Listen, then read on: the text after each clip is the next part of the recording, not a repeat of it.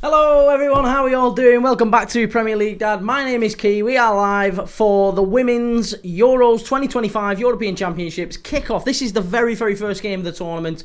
It's being hosted in Switzerland, and we've got two Scandinavian sides taking the tournament, or kicking the tournament off rather. It's the Icelandic women's national team against the Finnish team. So Iceland against Finland. Here we go.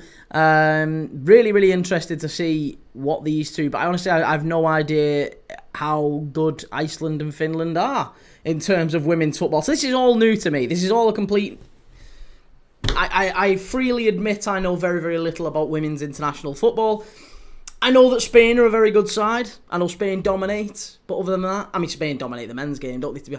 Spain are dominating football in general, but I don't know a whole lot else about the women's national team. So I don't know if Iceland are a good side. I don't know if Finland are a good side. Are they better than the men's game? I don't know. I don't know where the women's teams kind of stand in relation to the men's. I don't know. I guess we'll see. I'm really looking forward to it. If you know, let me know. Let me know. But yes, Iceland v Finland, Women's European Championships. And yeah, we shall see how we go.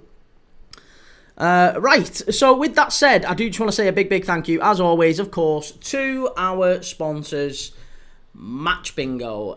Match Bingo are continuing to sponsor Premier League Dad on this channel. If you do want to support the channel, the absolute best thing you can do, beyond obviously watching and subscribing and liking and commenting, all of that is massively appreciated. A big thank you to all those that have and continue to do so.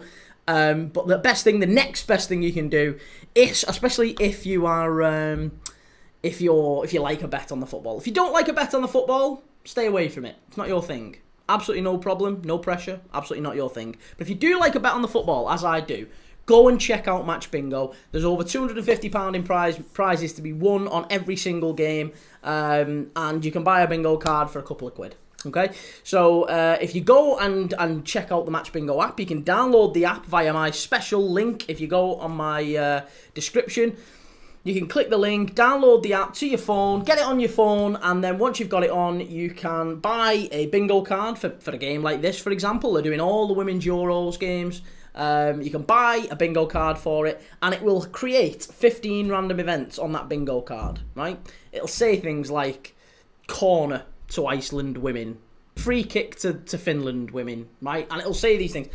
And as they happen during the game, you will see them marked off during your card. Throw in, corner, free kick, shot on target, whatever the activities might be. And as they happen, you get prizes for a line, prizes for 2 lines, and prizes for a full house. The same as you do in normal bingo. So go and check it out if you can. Over 10,000 players in the UK, and they've paid out over £200,000, nearly £250,000 actually in prize money to people all over the UK. So go and check it out, and a massive thank you to Match Bingo for continuing to sponsor the channel. And I forgot to say, sorry, by the way, if you do go and watch, or if you do go download the Match Bingo app and you deposit. If you deposit £5, you get £10 free. £10 free with Match Bingo. So a massive thank you again to them for continuing to sponsor. And with that said, let's get underway for this one. I'm looking forward to it. We've got 2 games today. We've got Iceland against Finland first. And straight after that, we've got Switzerland against Norway, isn't it? Yeah, Switzerland against Norway. The hosts, Switzerland as well. Right, how are we all doing? Good to see you all in the chat. I can see all the chats coming through. A massive thank you. Tolgadi, good to see you, Tolga. Ricardo Romano, how's it going? Good to see you.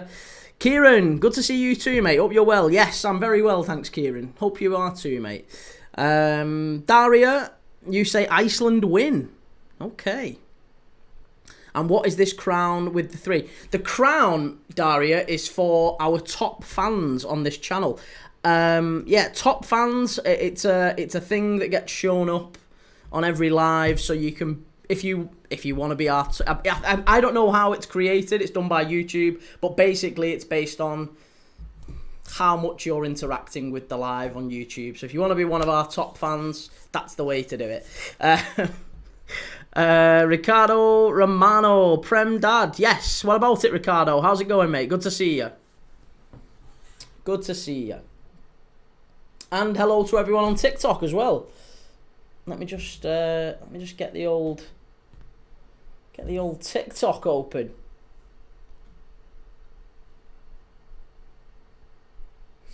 Briley, how's it going, Briley? Good to see you. Jake, the Isaac Show. Jake, have you seen the news today about Xavi Simons? What's going on there? Real Madrid, who do you think will win? Al Hilal or Fluminense? I would say Al Hilal. Yeah, Al Hilal will win that one. What are we missing? The Real Donut Daily reminder that Huddersfield have more league titles than Tottenham. Absolutely. And we said hello to Briley, haven't we? Good to see you all. User not found. How do you feel, Jake? 6-7 players rejecting the tune already. No kidding. No kidding. It's getting a little bit embarrassing for Newcastle, isn't it? It's getting a little bit embarrassing. Good grief. We've got 10 minutes to kick off here. We'll go through the lineups and everything shortly. Let's go through the lineups. Here we go. Iceland, Finland, lineups. Here we go. Crikey, this is going to be hard work. Goalkeeper is Runarsdottir. Then at the back we've got Arnardottir, Vigosdottir, Sigurdardottir, Arnardottir. And then in midfield it's Johansdottir, Vilhelmsdottir and Antonsdottir. Then Eriksdottir and this is up front. Eriksdottir and Johnsdottir with Jessen up front. So Jessen on her own up front, surrounded by all the Dottirs. I know, honestly, when I think of Icelandic surnames, you always think of sons, don't you? Like Sigurdsson, Gudjonsson. They're the Icelandic surnames that come to mind, not Dottir. I didn't know there was a Dottir. Arnardottir, Vigosdottir, Sigurdardottir, Arnardottir, Vilhelmsdottir, Antonsdottir. There's lots of Dottirs. Lots and lots of Dottirs. Anyway, for Finland it is Koivunen in goal, Tinila, Nistrom, Quicker, Koivisto at the back, Siren, Sumanen, Olling and Kosola in midfield, and then it's Salstrom and Francie up front. There you go. Who's the pundits? Who's the pundits for ITV Sport here? It is on ITV, by the way, I forgot to tell you. Who are the pundits? That looks like Denise. Is it Denise Lewis? Are my eyes deceiving me? It won't be Denise Lewis, will it? She looks remarkably like a young Denise Lewis. Briley, Stephen Lee, Premier League predictions. I still think it's going to be Liverpool who win the league. Yeah, I can't see past it, to be honest. Can't see past Liverpool.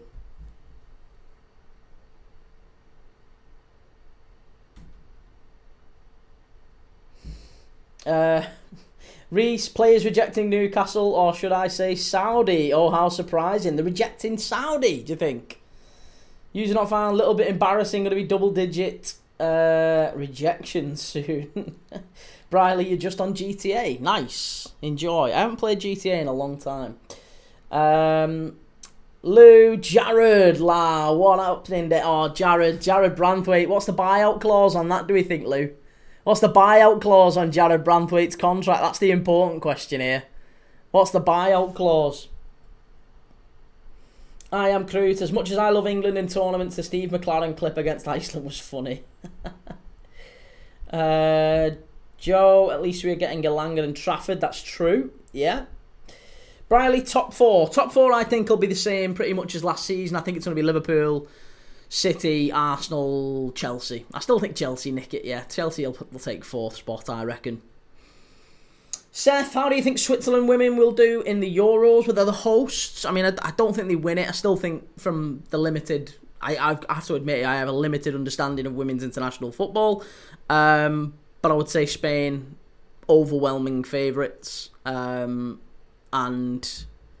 yeah, Switzerland, the hosts, couple of good players. But I don't think they win it. I don't think they win it. You can never back against the hosts, to be honest. You can never back against the hosts. But that said, yeah, I think it's very much geared towards Spain, I think, this tournament. Reese Leverkusen probably released the most embarrassing Kwanzaa announcement I've ever seen. I've never seen... What did they put? I haven't seen it. I am Kroot. I think 1 game a week is massive. I had Man United in 6th in my predictions and I got mocked. I think 1 game a week is massive for them and they've made good signings so far. If I'm Burmug, see, I think people are making more of these United signings than... Oh, I've just realised one. Why are we out of focus? What's going on here?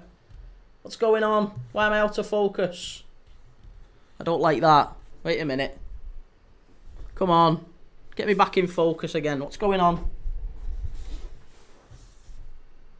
Right, hang on a minute. I don't like that. I don't like that I'm out of focus. Why am I out of focus?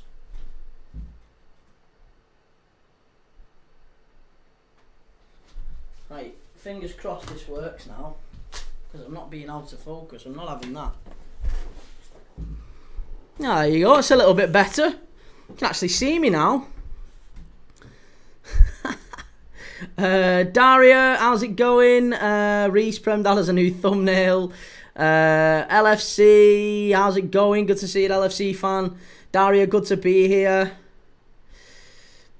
Chimey, listen.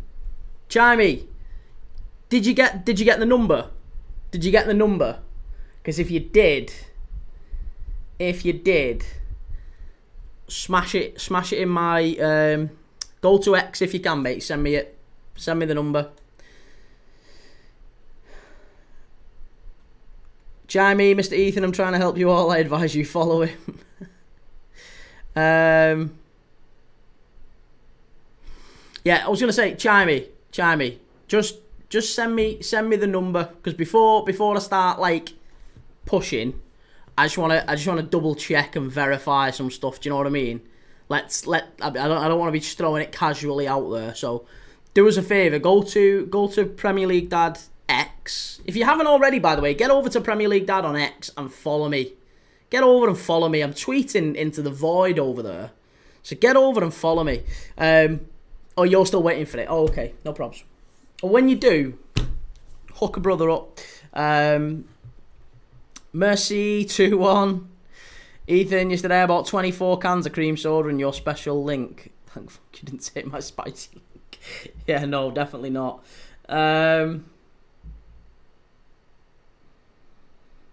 Ostermore, did you see Newcastle are trying to take an academy kid off us? I mean, to be honest, we've took a fair amount of academy kids off them, and if he's any good, I'm not overly concerned. I can't see him going Newcastle over Liverpool. Jake, players rejecting the tune because of wages and them being under PSR restraints. The rules are fixed. Isn't it ironic Newcastle are the only team in Britain to break the world transfer record? Well, that's it. You're just money club, oil club. Wrexham FC fan. You'll have a Wrexham FC shirt up there soon. Possibly. Maybe time will tell. I'm guessing we're going to have some championship teams up there next season for sure. I'm going to have to recycle. All these shirts are going to get moved around and maybe put 12, 16 entirely new ones up there for next season. I am Kroot. Who gets into the Premier League first? Wrexham or Sheffield Wednesday? Wrexham or Sheffield Wednesday? I mean, Sheffield Wednesday are in a dark place at the minute, aren't they, to be fair? So no, I'd go with Wrexham. Jake, the academy kid, is called Isaac, ironically. Is he really? Ostermark, Trent's brother is his age. Trent's brother's his age, and that's not good. Jake, wasn't oil money, was brewery money. Geordies on seats the proper way, not selling hotels. Oh, we're missing the Icelandic national anthem here. It's not good enough.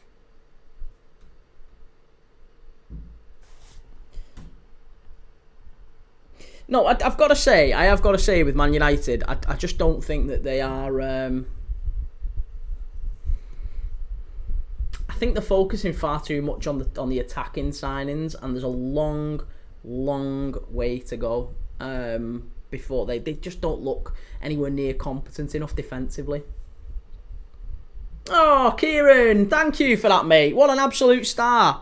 Thank you, mate. You really didn't need to do that. Massive thank you to Kieran for giving us the super chat. Really appreciate that, mate.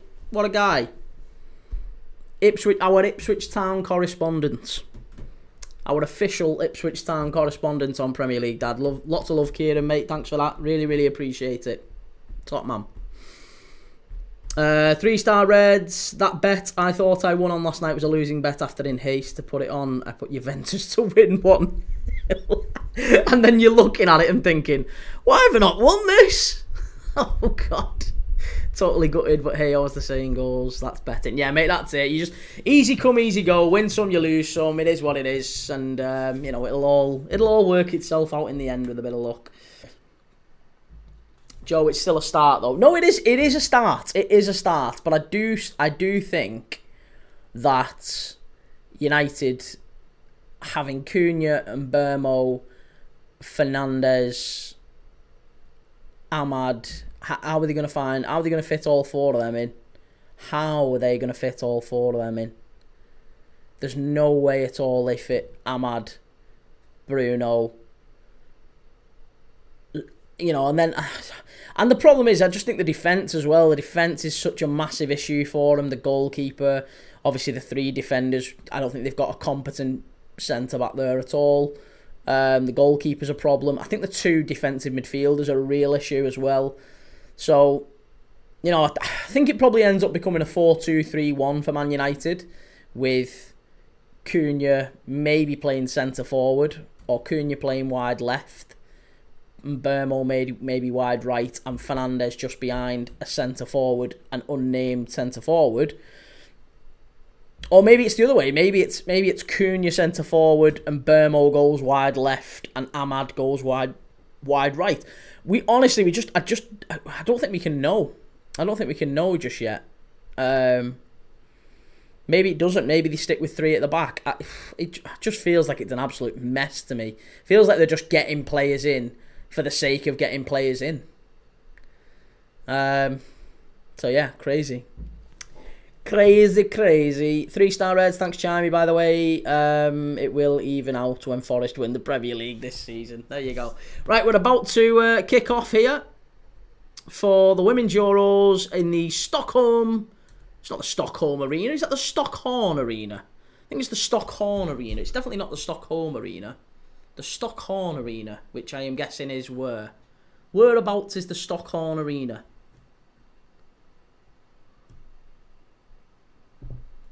The 14th edition of the UEFA European Women's Championships kicks off at the Stockhorn Arena in Thun.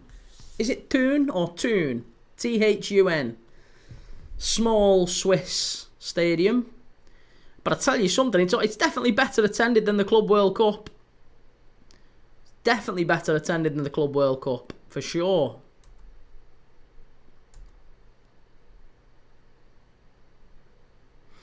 Kieran, I'm still annoyed that Ipswich doesn't seem to have any rumours about a signing. Do you think that has anything to do maybe with the fact that there's still maybe doubts over Amari Hutchinson and a couple of players who may be targeted by Premier League teams? Because I think that might end up dictating what Ipswich do. Like, if you sell Amari Hutchinson for, say, 25 million quid or 30 million quid, you might be targeting a different type of player than if he stays. You know what I mean? If he stays, you might not have as much money.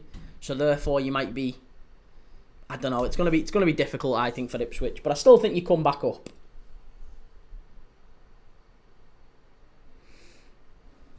I am Crute. Mazraoui is the The left wing back, Mazraoui left wing back. They've just spent a load of money on Dorgu, and he's been dog meat, hasn't he?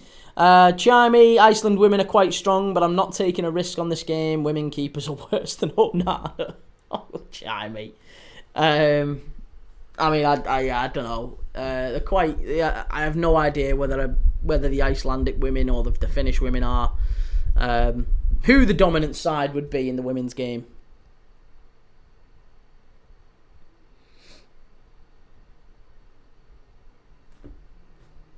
Reece, don't forget they've got Rashford coming back too. Well, they're going to have to take quite a significant hit on Sancho. Rashford, first yellow card of the European Championships, 2 minutes in there. It's one of the dottiers who's got it for Finland. Hauling the Icelandic striker down. Oh, it's not one of the dottiers. The dottiers play for Iceland. I've got that wrong. I've lost the dottiers. 3-star Reds, far better keepers than Matt Turner, though. Reece, I think the cricket that is on is better attended than the Club World Cup. I think there's more people on the pitch on the cricket than there is on the Club World Cup. I am Crew. Don't say it's in tune. Jake will claim it as Newcastle being a massive club. 1-2-4 didn't lose under 15. Beat Switzerland women. They did. Yeah, they did. Switzerland women are on tonight as well, by the way. They are the hosts in this tournament, and they kick off against Norway tonight, 8 p.m. It's going to be a corner to Iceland here.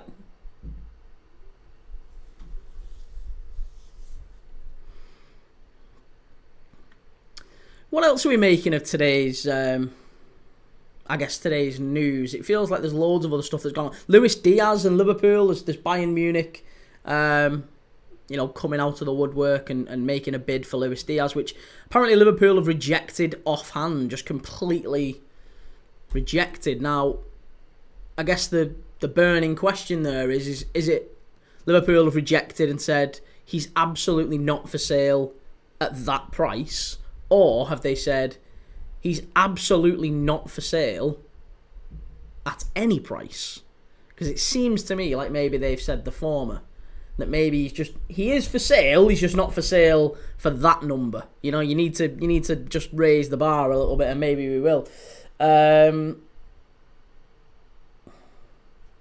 am Crew. What was the actual offer from Bayern?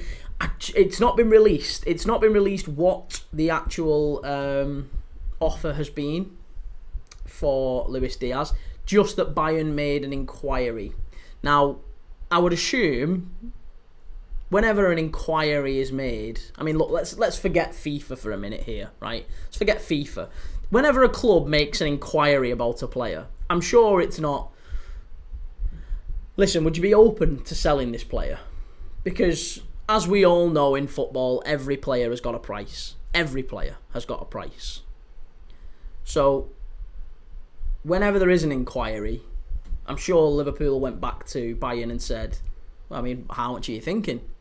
And whatever that first number they came out with was, Liverpool was like, yeah, no, not at all. And usually that isn't the end of the saga. That's usually the start of the saga. That's usually Bayern putting a low ball offer in, or it's not just a Bayern thing. Any club, they all put a low ball offer in first to see whether they can get him for cheap, and then, see if they can work their way up. Lewis Phillips, evening mate, what are we watching tonight? We're watching 2 of the UEFA Women's Euros games, mate. So we've got first up here, Iceland against Finland. And then straight after Iceland against Finland, we have Switzerland against Norway. The hosts, Switzerland against Norway. So those are the first 2 games in the Women's Euros. And we're going to be watching those today. So interested to see how the Women's Euros fares, because I've never really watched it before. I've got to level with you. 3-star Reds, French newspapers now saying that Forest have not agreed a fee with Lyon. Apparently no bid put in.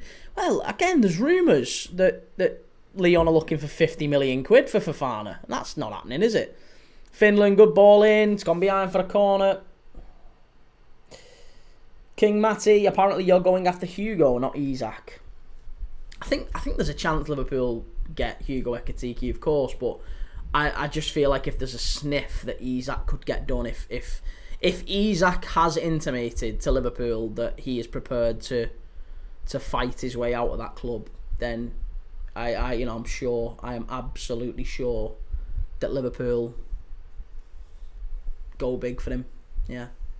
Because the opportunity to sign a player that effectively guarantees you a Premier League title, it comes along so rare. And I think Liverpool getting Isak would basically do that, wouldn't it? It would effectively confirm Liverpool as Premier League champions before the season even starts. Chimey, Messi has never been bought, so what are we saying? He doesn't have a price. I still think Messi had a price, it's just that no one would ever come near it. He was as close to priceless as you could ever imagine. Finland with a shot. Good save from the Icelandic keeper there. I am Crouch, 70 million plus. I think we'd say yes. For Diaz? No, I think we need a little bit more than that for Diaz. I think we need a little bit more than that for Diaz. You're looking at 60 to 70 for Darwin Núñez. I think Diaz, with 2 years left on his contract, you're probably looking at closer to 80, maybe even 90. Big money for Luis Diaz. He's one of the best around. Jake, I think if Liverpool have a better replacement, then yeah, sell him, especially if it's 60 million plus. If we get Núñez and Diaz out and we pocket 150 plus for those two, that's a win, and that itself pays for Isak. Edward, how's it going, mate? Good to see you. Pastore 60100, who's playing? It's Iceland against Finland women in the UEFA European Women's Championships. And will Chelsea win the Club World Cup? No, I don't think they will. Tom MCFC, 150 million for Núñez and Diaz. You're on cloud 9. Well, why not? You paid 100 million for Grealish. I mean, it can't have been much. That's about as bad value as it gets. So 150 million for Núñez and Diaz, 70. If we get 60, even if we say 60 to 65 for Núñez, which is about the going rate for him, and it's certainly the fee that Liverpool have put on Darwin Núñez. We rejected 70 million for Darwin Núñez in January. You know that, right? 70 million for Darwin Núñez in January we rejected. So if we sell Darwin Núñez this summer, you'd expect it to be around that fee. Maybe it's 60, 65. My point being that Luis Diaz is a very, very good left winger. He's wanted by Barcelona. He's wanted by Bayern. He's wanted by Saudi. So if we're talking about 60, 65 for Núñez, then 80, 85 for Luis Diaz. There's your 150 million. So in what world am I on cloud 9, mate? The maths is mathing. What's your problem? I am Crute. I think we'd accept 70 million now, though. We only kept him to not lose an attacker in the title run. Yeah, no, I agree. We would accept 70 now for Darwin Núñez. But that's my point. Like that's the baseline, isn't it? We've been quoted 70 million for him. Oh, because someone has offered 70 million for him. We've knocked it back. I think 70 million now probably works. So we're not going to accept like a significant amount less. 70 million seems about right. I am Crute. Anyways, mate, I'm off. Got to head to work now. No worries, man. Take it easy. Hopefully, see you on one coming up soon. But have a nice night at work. Tolga, how's it going? Tolga, how's it going? Good to see you.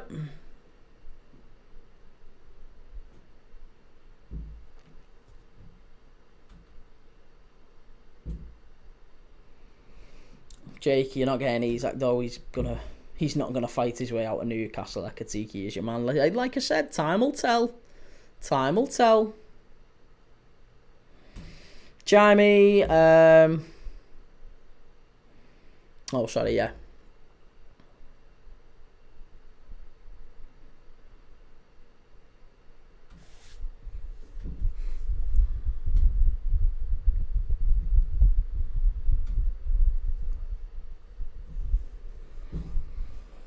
Jake, Saudi offered 70 million, so Europe will offer you 50k. Always more from Saudi. I don't think it's not that much less, though. I think 60 we might get. And again, we rejected 70. So I think 60 works. Yeah, 60 probably works. With a bit of an add-on, bit of bonus. Ahmed, the Premier League has caught up to the Saudi Pro League's sneaky tactic of signing players.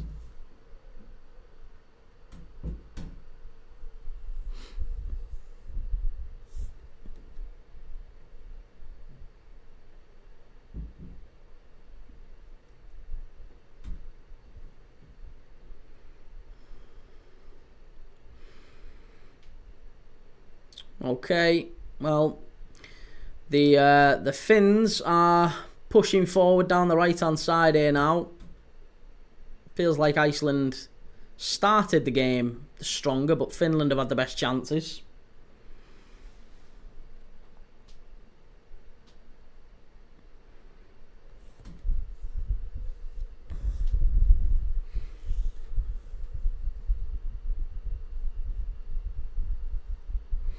Briley, Saudis nowhere near the Prem. No, I know, I agree, mate. I totally agree.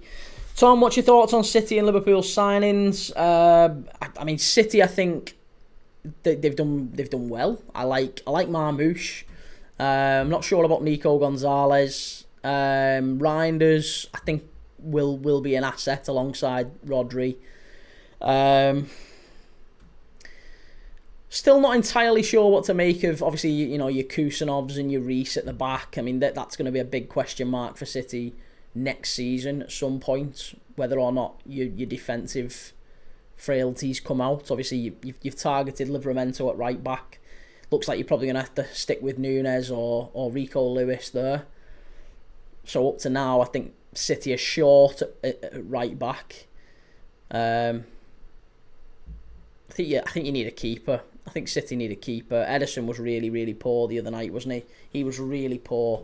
So I conceded 4 goals from 6 shots. So for me, I think City are short a keeper. I think you're short a right back. I think you are still short a midfielder. And maybe even a right winger. It feels like there's a little bit of work to do for City. And they're relying a lot on, you know, Haaland having a great season, Foden getting back to his best. Feels like there's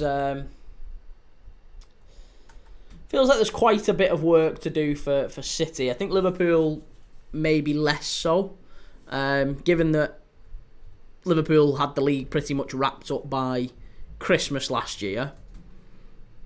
I think if Liverpool can secure a striker, maybe a couple of backup players, maybe a right winger, I think we'll do really, really well. Yeah. I think Liverpool probably go into, and I don't mean this, I'm a Liverpool fan, mate, I don't mean this disrespectfully, because everyone will tell you on this channel, I have said since the end of the season, I think City win it next season. I think City win it.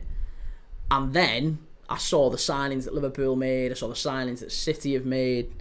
I think the fact you've been in the Club World Cup is going to be a challenge for you. I think you'll get tired legs going into the season.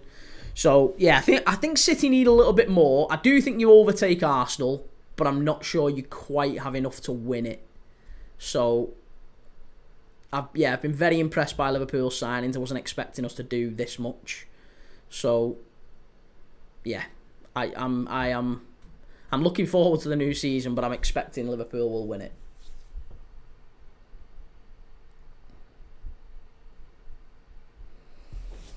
Jonathan XL, would you say Spain and Germany are the strongest sides in this Euros for the women? I mean, certainly Spain. I can't really comment about Germany, to be honest, mate. I'm not sure, you know. I'm really not sure.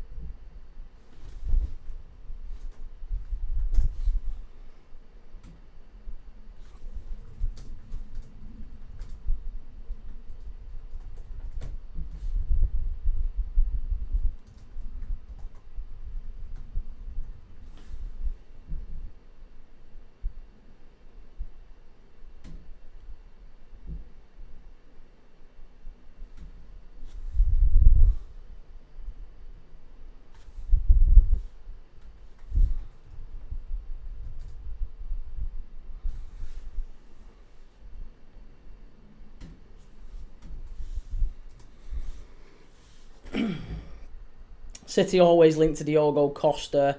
Tom MCFC, Ederson has been terrible since last season. Definitely need a new goalie and a right back. Yeah, I think there's definitely work to be done there for sure. DM Rye, do you have Scunthorpe United? No, I don't. Taylor, City's priority should be Livramento. They're certainly working on him, aren't they? Yeah, certainly working on him. Jake, didn't Pep say the Club World Cup has destroyed them? He said it might destroy them, hadn't it? I'm not sure if it actually will or not. 3-star Reds, latest bid from Newcastle in for Elanga, apparently 55 million, and a crate of Nuki Brown. Forrest have responded by saying, okay, 55 million, get to Elanga's boots.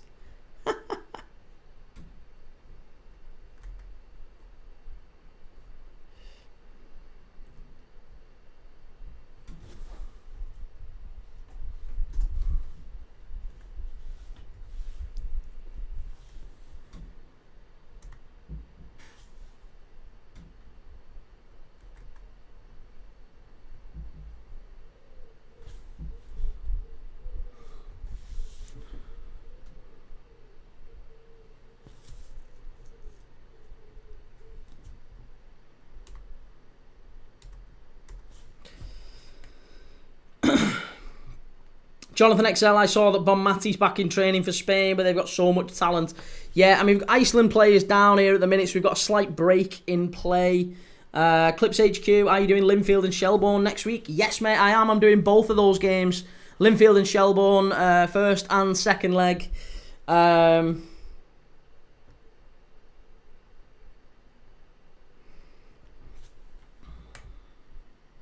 Jonathan XL, City should get Brazil goalkeeper from Frankfurt. The Brazil goalkeeper from Frankfurt. I mean, I think Atabolu would be a good one for City to look at. Atabolu, the young German keeper from the under-21s who was at Freiburg. A brilliant season. Brilliant season.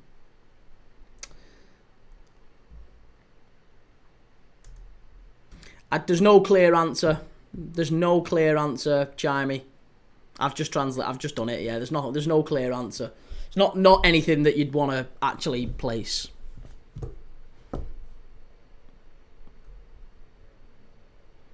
There's no clear answer.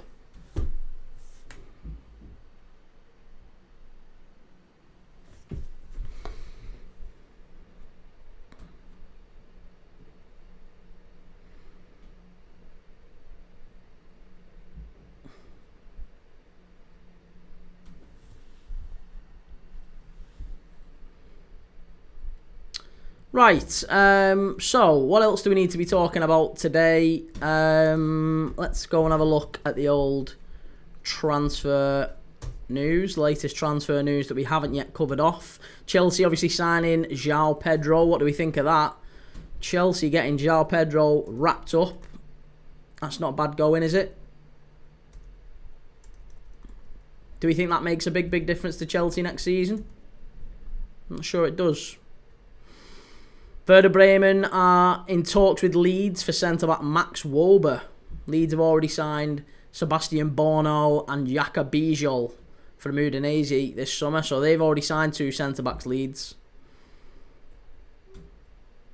Brighton have signed Oliver Boscagli from PSV on a free transfer. Now, that is a very good... I tell you what, do you know what? Brighton have just picked up 2 signings there in Boscagli and Coppola. 2 centre-backs cost them a grand total of 9 million quid. And I wouldn't bet against in the next 12 to 18 months they sell the pair of them for at least 60, 70 million each. Or 50, 60 million pound each. Boscagli maybe not, actually. Boscagli is a good centre-back, but maybe not that much. But Coppola could be. Boscagli's maybe just one of them that for the free, you'd still look at it and go, top signing. Ostermorg, wonder who takes pens, Pedro or Palmer. I still think it's going to be Palmer. Briley, what's happening with Gyökeres? Apparently, according to, I think it was Sasha Tovolieri, said last night that Gyökeres had agreed personal terms with Arsenal. Which, if I'm honest, that to me I'm delighted with that. I'm absolutely delighted with that. Because Gyökeres to Arsenal, that basically confirms Arsenal are finishing maybe third at best. Jonathan XL, Veerman from PSV didn't want to go to Brighton because he only wants a big club. Wowzers. Joey Veerman's would have definitely been a good signing. Reese the PT, I think us Sunderland are playing FM and taking people's predictions to heart. Be good to see Sunderland getting, a really good fight on into the Premier League next season. I'm kind of a little bit disheartened when I saw them coming up and everyone, including me, to be honest, was predicting I think they'll probably go back down,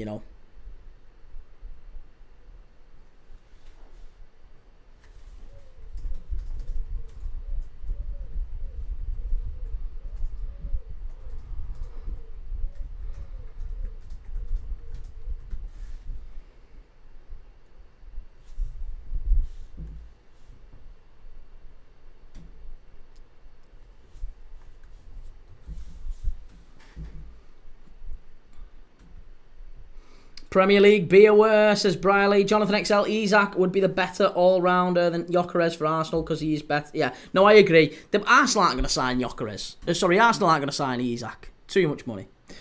Reese the PT, Petrovic, please. Yeah, well, Petrovic looks like it's happening now, right? Petrovic looks like it's happening. Given that Marcin Bulka has gone, he looks like he's going to Saudi. And, Petrovic probably... There's an argument to say Petrovic has been Chelsea's best keeper, Yeah. Ostermorg signed a good player from Strasbourg, didn't they? Yeah, Petrovic, that's the one. And they've also signed Diarra from Nice, another good young French midfielder. So, still time for them. Rakesh, Chelsea or Arsenal? I prefer Arsenal. I've always had a bit of a disliking for Chelsea, but I would say that Chelsea are probably the bigger club. Yeah, I would say Chelsea are probably the bigger club. I'd say Chelsea are the club that if you was making a decision as a footballer where you're going to move to, is it going to be Chelsea, is it going to be Arsenal? I think you're probably more likely to move to Chelsea than Arsenal. Sadly, because I like I say, I'm a traditionalist. I would much rather Arsenal. So yeah, I prefer Arsenal. Visca Barca, hi, what are your 4 biggest football clubs in terms of size? Real Madrid, Barcelona, Liverpool, Man United. There you go. Real Madrid, Barcelona, Liverpool, Man United. In that order as well.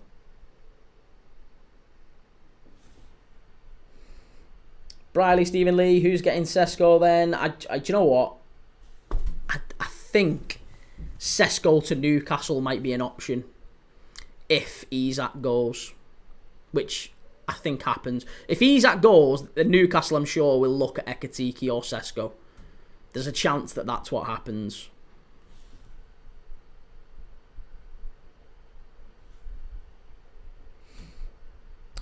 Reese the PT. Apparently we have competition, but think we're pushing. No, I think you'll get Petrovic done. Ostermorg, who do you think's having the most underrated window right now? I like Leverkusen's incomings. Mate, Kwanzaa and Tillman are going to be up there for Leverkusen. They're going to be really, really top signings for them. Really top signings. Yeah, I'll be disappointed if Leverkusen don't kind of show up and have a good fist of it next season. Yeah, Flecken's not a bad keeper either, yeah. Not a bad keeper at all. And there's still more to come from him. They're still spending that Wirtz money, aren't they? Iceland with the ball in. Cleared away by the Finns. Gone out for a throw-in.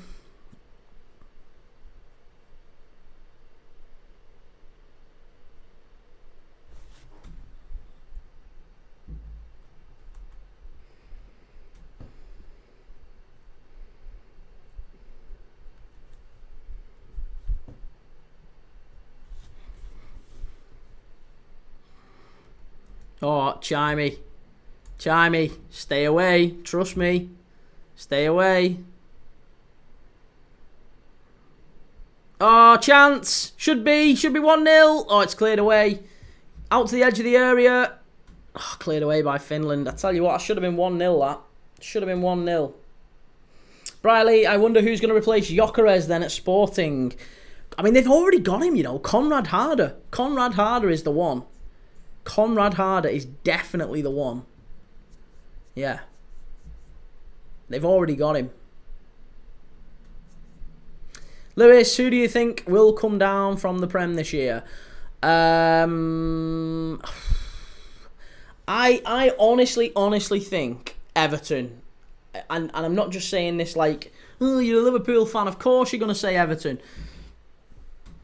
I'm telling you, you want to have a look at Everton's options this season, right? Their actual options this season, it's a massive, massive summer for Everton, because if you look at Everton's squad depth, they've got in goal, Pickford, and a young lad called Tyra. They've got one left-back, Mikalenko, because Ashley Young's gone. Their centre-back options, they've got Branthwaite, Keane, and Tarkovsky. Finland must shoot. Cleared away by Iceland.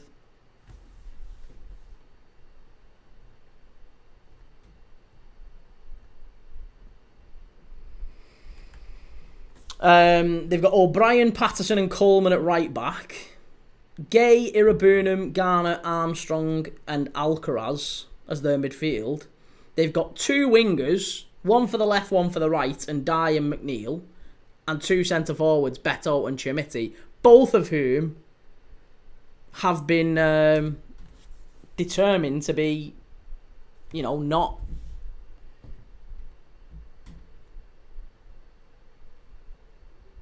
quite right.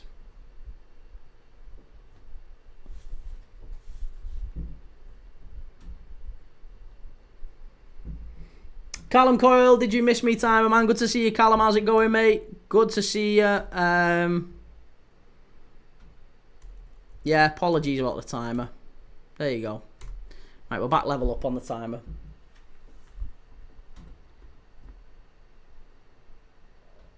Yeah, mate, if you've never heard of Conrad Harder, you need to go and have a look at him. Conrad Harder was a star for Denmark in the under-21 championships this year. He was fantastic. Very, very good young player.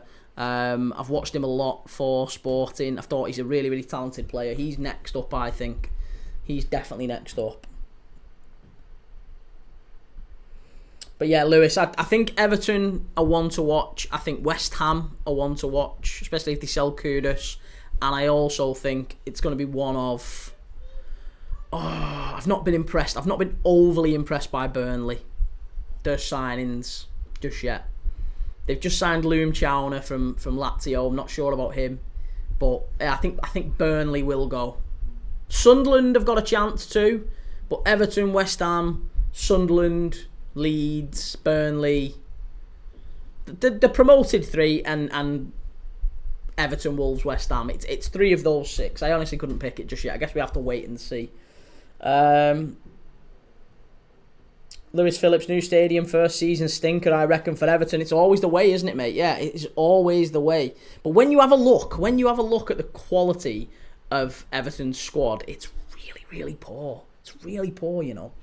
Onye, Brentford and Wolves are going to be in a relegation fight. I can't lie. I see Leeds staying up. Good signings. Now, they've made a couple of decent signings. Yeah, a couple of decent signings. Still early for Leeds. Still early. They need goals. Jake, doesn't anyone think Arne Slot will get second season syndrome? In a word, no. In a word, I wouldn't say so. Matty Cartwright, do you enjoy watching women's football? I mean, I enjoy watching any football, Matty. I'll watch... If there's a ball touching grass somewhere, mate, I'll watch it. Like I say, I'll go down to the park and take the dog for a walk and watch Sunday League stuff. I'm not bothered. I literally watch any football that's on. And right now, there's a massive tournament on, the Women's Euros, so yeah, why not? You know, I can't say I know a whole lot about the women's international game. I've been freely honest about that. But, hey, it's football. Let's watch it. Why not?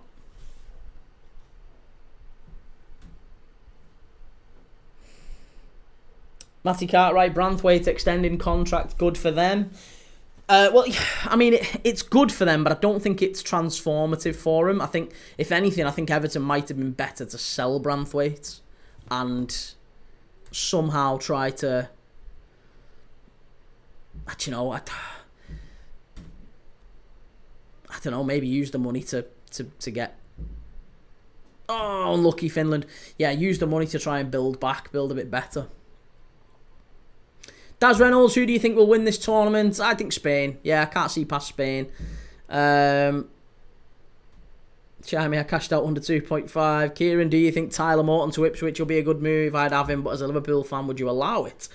Mate, Tyler Morton, I think, is absolutely no offence at all to Ipswich, but I think that Tyler Morton, his star is higher than Ipswich right now. He's just created the winner in the under-21s championship, you know. So, yeah, the under-21s championship final, I just don't think for one second that Tyler Morton would go to Ipswich. I think he's more likely to go to a lower-level Premier League team, maybe like a Wolves, like a Brentford, like an Everton, like a West Ham, someone like that. Tyler Morton is absolutely brilliant. So I'm amazed if he would go to a championship club, and that's no disrespect to Ipswich. Kieran, you know what is funny? Every team like Ipswich, Leicester and Southampton, all of those fans said we are staying up, just like I hear now with Leeds, Burnley and Sunderland. Premier League is hard. See, and I don't think it was quite like that with these three last year. I think, I'll be honest, mate, I had real concerns with all three of Ipswich, Leicester and Southampton. Southampton never looked like a Premier League side, ever. Even coming up, they never... Leicester, you know, there was optimism, but they were coming up with Steve Cooper. They never really had a real identity, and they were floundering, I think, from the off. And if I'm really honest, I think Ipswich... I think Kieran McKenna wasn't ambitious enough with his signings, because he signed a lot of players who were great in the Championship. Do you know what I mean? So, and because of that, it's protected Ipswich a little bit, because now you've gone back down and you are certainties to come back up. Because you've signed players like, you know, Greaves, Hutchinson, Smodics, Palmer, you know, all these, and Dara O'Shea. You signed all these players who I think will naturally take Ipswich back up into the Premier League. They'll be the best players in the Championship. But I think what he should have done is gone and got some proper Premier League quality, and that was the big issue for him.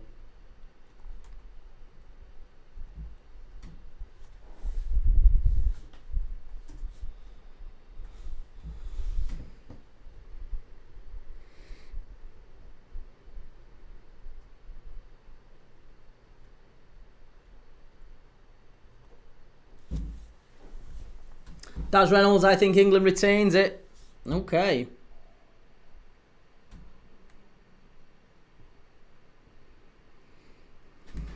Charlie Butler, Tierno Barry is a class signing for Everton.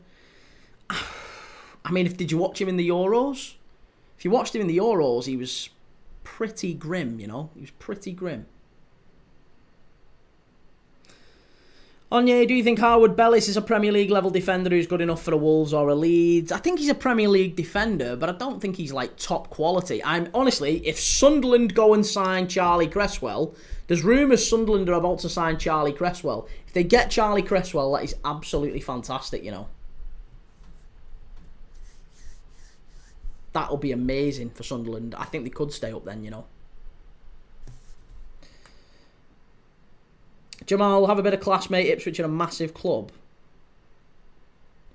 So but Tyler Morton wouldn't go there. Why would Tyler Morton go to Ipswich? That's nothing to do with Ipswich's club size. It's entirely to do with the league that they're in. He's a better player than the Championship. It's nothing to do with Ipswich. Kieran Baines, I almost want to say that Kieran McKenna planned us for the Championship and then build for the Premier League because we were cooking up from League One. If I'm really honest, mate, I just think he planned to. It was almost like an insurance policy to sign a lot of quality Championship players, so that if you do go back down, you're fine. You'll probably come straight back up again, and that is what I think will happen with Ipswich. It wasn't such an ambitious transfer policy. Leverkusen have shown interest in Morton before, haven't they? Yes, yeah. Tyler Morton and Harvey Elliott as well, by the way. Harvey Elliott is one liked by a Leverkusen. Onye, I thought Ipswich were all right. I know they lost like 25 games, but there was glimpses of quality. Charlie Butler, how were Everton even considered to go down? We had the 4th best form since Moyes joined. Mate, you've got to remember you've just lost like 10 players. You've lost 10 players. All of your squad are another year older. And apart from the last 3 games of the season, by the way, 3 or 4 games of the season when Everton had that little run where they beat quite a few teams. Up to the last few games of the season, David Moyes had almost identical. I think it was the first 11 games. The first 11 games David Moyes played as Everton manager,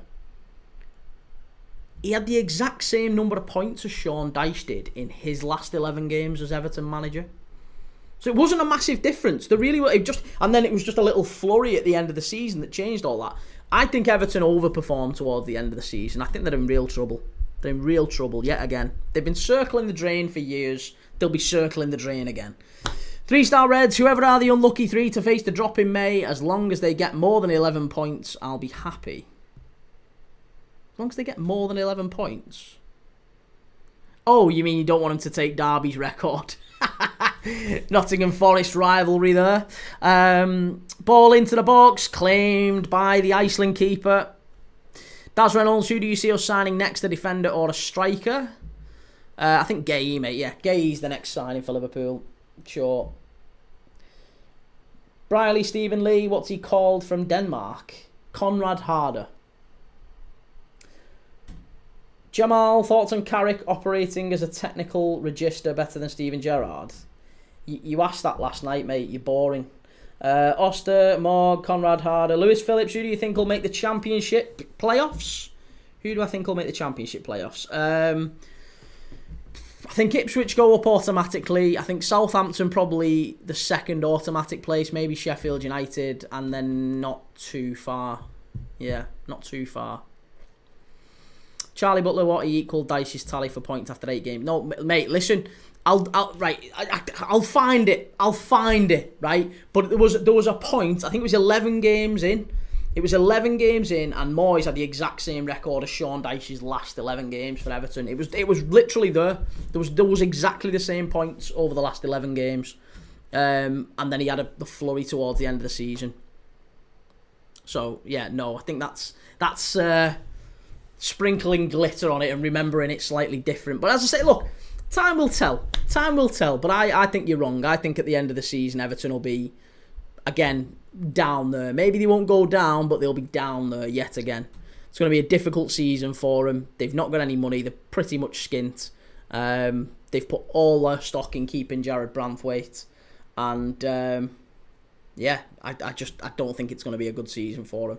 Especially in the new stadium as well. Teams moving to new stadiums nearly always flop. They nearly always flop. They nearly always struggle. So it'll be no surprise again if they have to drop. Eddie, who do you support? I'm a Liverpool fan, Eddie. Daz, do you see Wrexham having a good championship run? I think they'll do all right, but I don't think they won't get anywhere near the playoffs. Kieran, I just hope if Ipswich go up, we recruit better quality players. I don't want to do a Norwich up, down, up, down. There's nothing wrong with being a bit of a yo-yo team, because sometimes you have to be a bit of a yo-yo team to actually find your place up there. Fulham were like that for a short spell, weren't they? They kind of bounced up and down a little bit. There's a few teams that have had to do that, and they've sometimes come back stronger. Sometimes you have to come up to go down to come back stronger, and I think Ipswich will be one of them. I am almost certain I would stake a lot of money on Ipswich coming back up. Sean Patino, Leicester, Coventry for playoffs. I can't see Coventry, and I definitely can't see Leicester. I think it's far more likely it'll be Ipswich top. I think Southampton second, and third,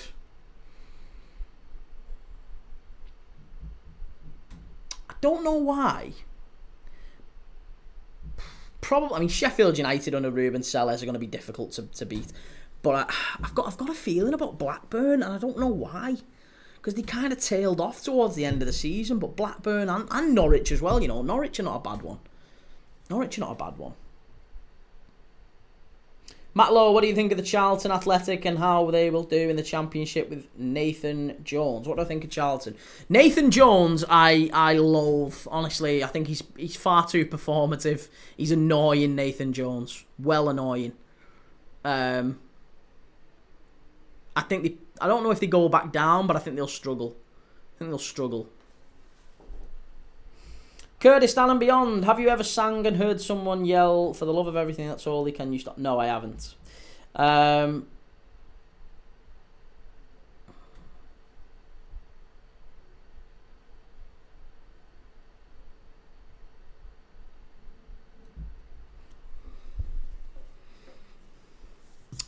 Right, goalkeeper. For Iceland, just about to punt this upfield.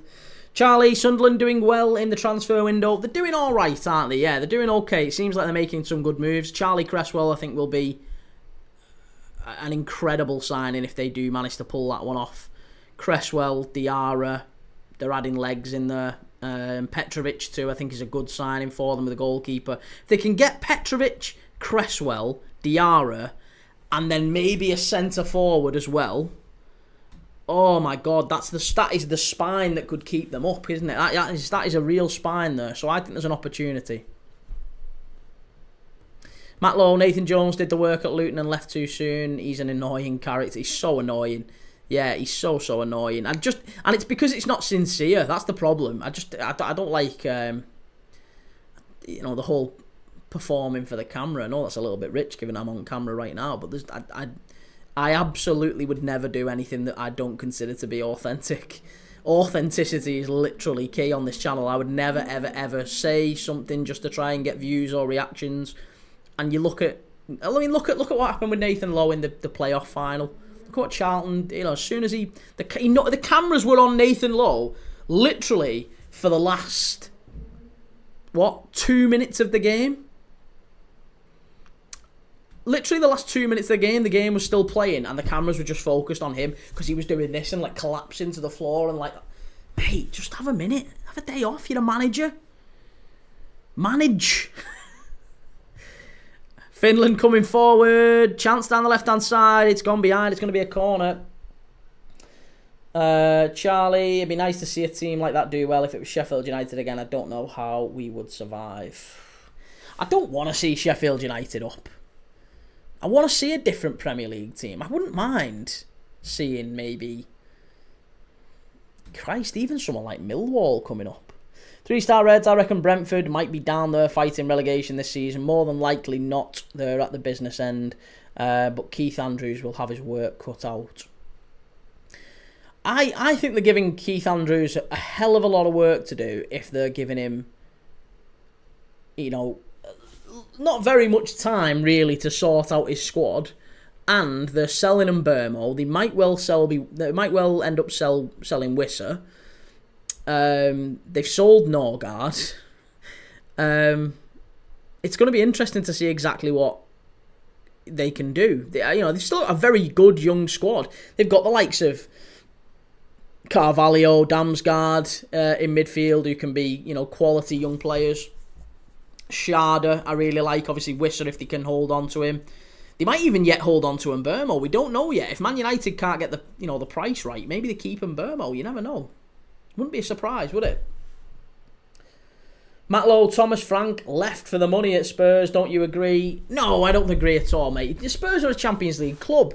They're a Champions League club. They were in a Champions League final not that long ago. At some point, you have to imagine that Thomas Frank, who's done such a wonderful job at Brentford, he would go and try his hand at something bigger, an opportunity at a different level, and manage against the best players and the best teams and the best managers. That's what you want to do as a manager. So, no, I don't think it was for the money at all. To be honest, just at that level, unless you're going to go to Saudi, nobody really does anything for money in football. And I mean, unless you're going to go to Saudi and it's then it's transformative. But for example, Luis Diaz, right? Luis Diaz is on 60k a week at Liverpool, right? If he goes to Barca or Bayern, he might be on 250.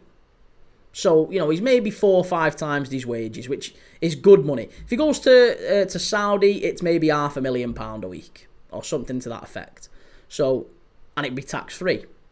So, I could see him going to Saudi for the money, but I don't think he would be moving to Bayern or Barca just for the money. Because what you can buy, like, you know, if you're on 100 grand a week, someone offering you 200 grand a week, I know it's doubling your money, but as far as honestly, what you can buy at 100 grand a week, you can buy at 200. Or rather, what you can buy at 200, you can buy at 100. Maybe you get a slightly less expensive boat. Do you know what I mean? Like, if you're on 100 grand a week, you're all right. You're okay. You can pay everything. Your bills are paid. Everything's fine. Everything is fine. You don't need to. Another 100k a week doesn't mean anything. You can still go on holiday to the same places. You're still gonna be able to afford all the same nice jewellery and the nice bags and the nice, you know, whatever other stuff matters to you in life.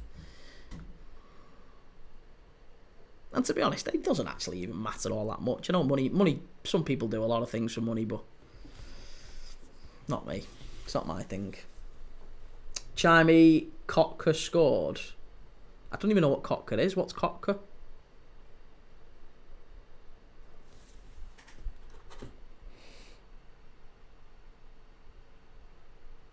Matt Lowe, why take a team that should have been relegated in any other season? I don't understand what you mean. Jamal, Thomas Frank has risked his lifestyle in London, could have been at Brentford for another 5 years. KG collects Brentford are based in London. Well, that's true, yeah. And to be honest, again, London's not exactly the haven that everyone expects it to be, are they? You know, London's... Christ, I wouldn't go to London again if it paid me. Awful place. Used to go down to London all the time.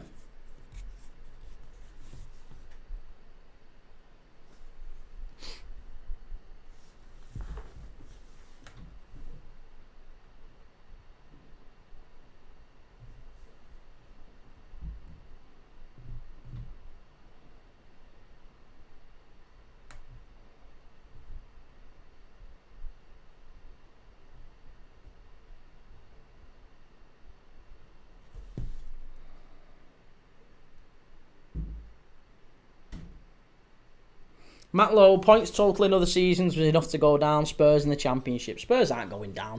I think Spurs will be the most improved team next season. The most improved team. 3-star red. See you for the second half. Off to tuck into my half-time fry up for my tea. Nice. Enjoy, 3-star reds. Take it easy, mate.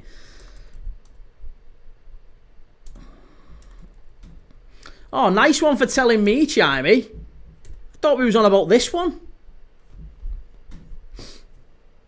3-star reds. See, oh, we've done that one. Sorry. Jamal, London is a big factor for why players and coaches go there. It's just a fact. Yeah, I'm not sure it is. I'm not sure it is. Not anymore. Maybe it was once, but I'm not sure it is anymore. London certainly isn't what it once was. Daz, when Salah goes to AFCON, who will play on the right? I imagine Gakpo. Yeah, I think Gakpo, you know. Reece the PT, Florent Gisolfi, what a pick-up too, eh? Time will tell. Who knows? Maybe he is, maybe he isn't. I guess we'll see how his signings do, you know.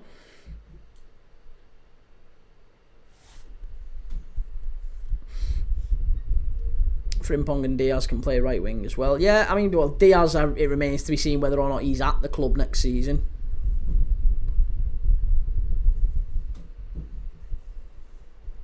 No, just to be honest, I didn't even know there was a club called Kotka and Tampere. I didn't even know who they were. So yeah, so I think Frimpong maybe does play a little bit higher up. Maybe Frimpong plays there, and Bradley plays right back. Yeah, maybe we'll see.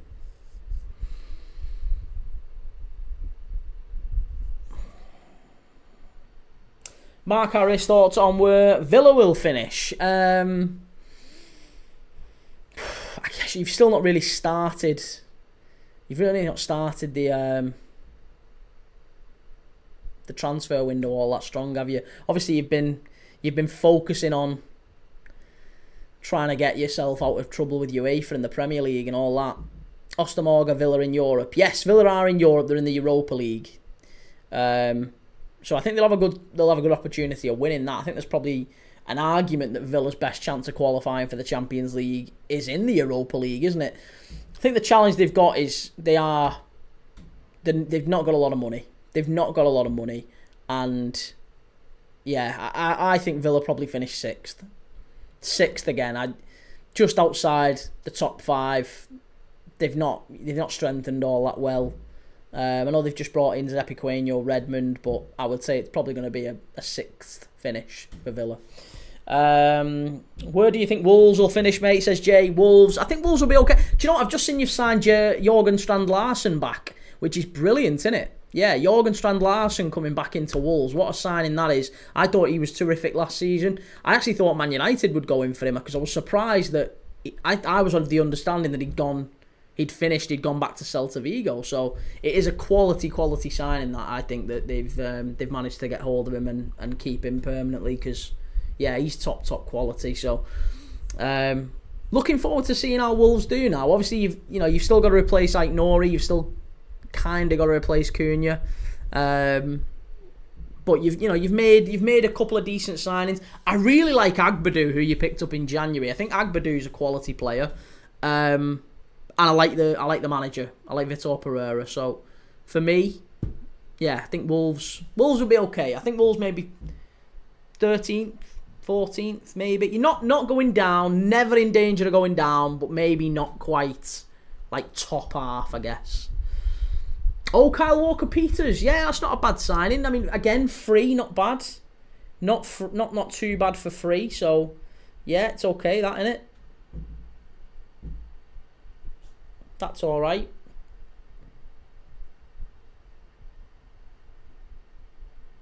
Cyclops, should Amorim go? Not really. I don't think he should go. I just don't think he's done all that well.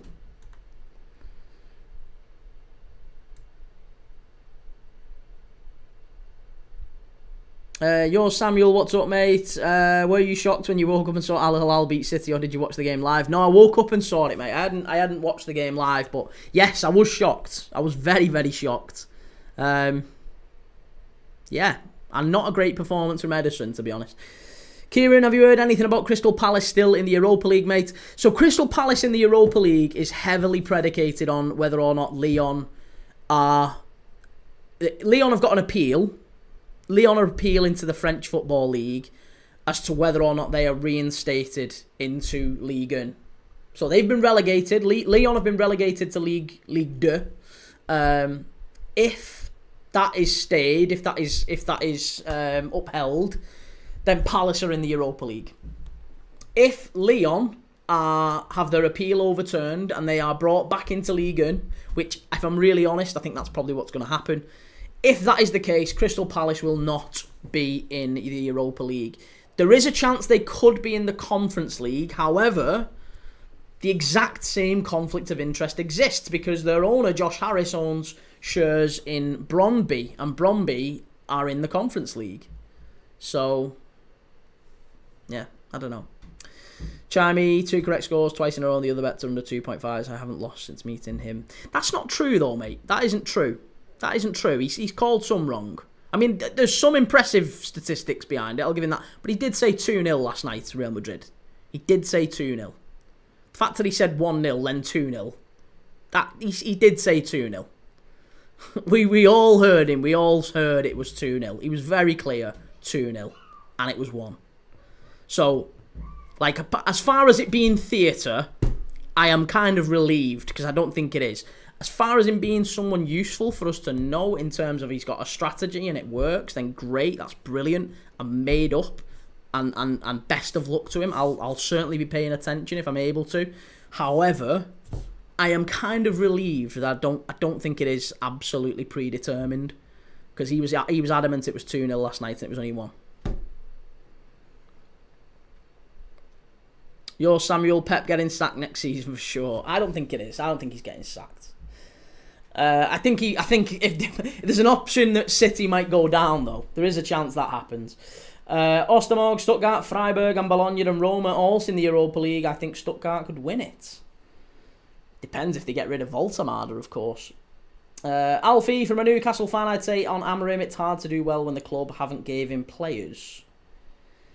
Mate, see, honestly, this is the same bullshit argument that Man United fans give.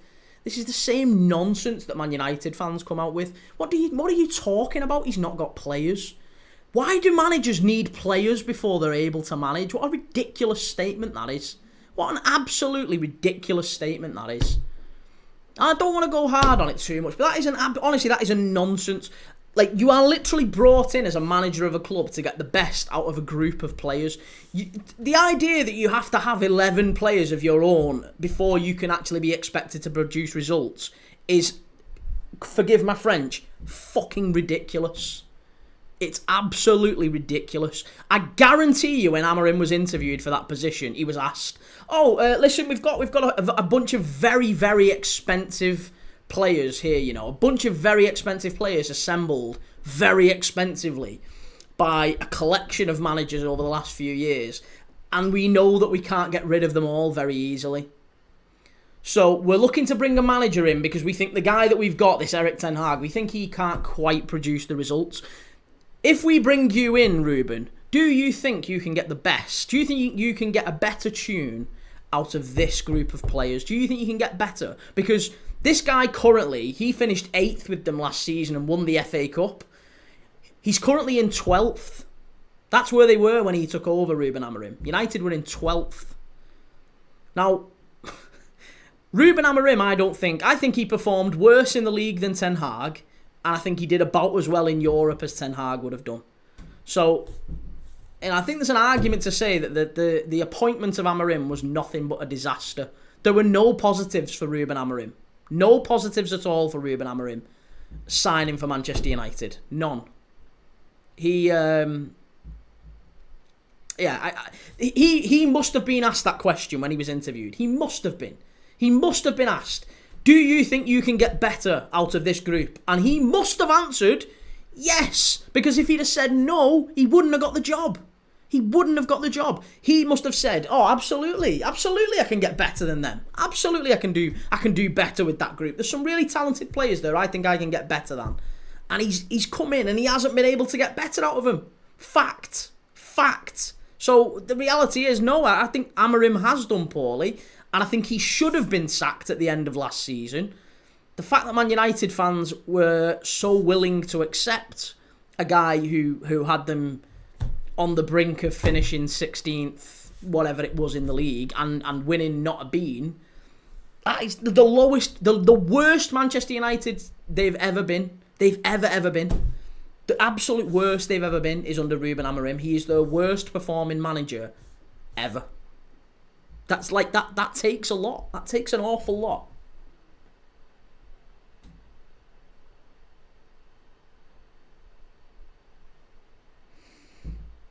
Jake, a good manager will make good use of his tools. Amorim has a lot of tools. Well, this is it. And do you know what? That is a very famous expression, isn't it?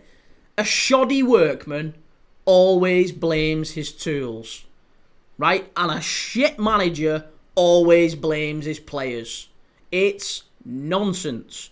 You're not telling me that the players that Amorim is working with are worse than the group that Everton got when David Moyes walked in to that group of players who was set for relegation under Sean Dyche. David Moyes walks in, gets a tune out of him immediately. Why can't Ruben Amorim do that? Who's the better manager here, Moyes or Amorim? It's madness. It's absolute madness. And it kind of makes me sad a little bit. As a Liverpool fan, it kind of makes me sad. It makes me really sad that United fans are just persistently moving the boundaries. They're moving the goalposts every time. Like, draw a line in the sand and say, we will not accept any less than this. We will not accept performance beyond this. This is our line. Anything less than this, it's unacceptable. You've got to go. And they accepted it. They accepted trophyless and like 16th or whatever it is. It's madness. It's absolute madness that they kept him. Alfie, do you think Man United can afford to sack him with that, including suspending money on another manager? No hostility meant in my comments, enjoying the live. No, mate, no hostility at all. Listen, it's not you. It really isn't you. You're like it's the tip of the iceberg, I'm guessing. The amount of people who've said something similar to that. So I'm angry more at not even angry, just like irked by the statement that Amorim should. But it's not you, honestly, mate. I appreciate you being it. But yeah, it's frustrating, I guess. It's frustrating that Man United have lowered their own bar. They're a big club. They shouldn't have to. Shay472, Amorim is new to the league and is playing a whole new system the players have to get used to. Well, then abandon the system. Abandon the system. If the system is making them the worst Man United team ever, why are you playing the system? You've got to focus on results, surely. And it's honestly, Sean Dyche was saying this. Sean Dyche himself, funnily enough, was saying this on the overlap. You can't be too loyal to a system, because if you're too loyal to a certain system, 5 at the back and playing this certain way, playing through the thirds, or whatever the case may be, getting it wide or a narrow pit, whatever, direct, whatever the system might be. You can't be too loyal to it, because ultimately you have to start winning games, and he didn't win enough games. Shay472, we've been doing that for 8 years and it's consistently not got us to where we want to be. Might as well try something new. I think, do you know what they should have tried? They should have tried, maybe, just hiring a manager that was... Do you know what it feels like the problem is at Man United? They're too in their own head about where Man United should be, and it's almost like they're too quick to get back there. Like, do you know what we'll do? We'll sign all these players who are like massive, like Ibrahimovic and Pogba, and all these like Sanchez and all these players who are like huge. Sancho, we'll go and get Sancho. It's nonsense. You don't need those players. Do you know what? For a little bit, what you need to do is go and sign like the Gareth Barrys of the world, like boring, dull, does a job, 8 out of 10 most weeks. Not, don't worry about players who you can put on marketing, number 7, the new number 7, all that shite. It's absolute ridiculous. You don't need that. United need to stop being this glamour club, and just focus on, like, I honestly think they'd have been better off hiring Moyes. They'd have been better off hiring Moyes, a manager who is not so loyal to one system. Because that's what killed him, I think, under Amorim. That is what killed him. Daz Reynolds, are you doing the 8 PM game? I am, mate. Yes, I am doing the 8 PM game.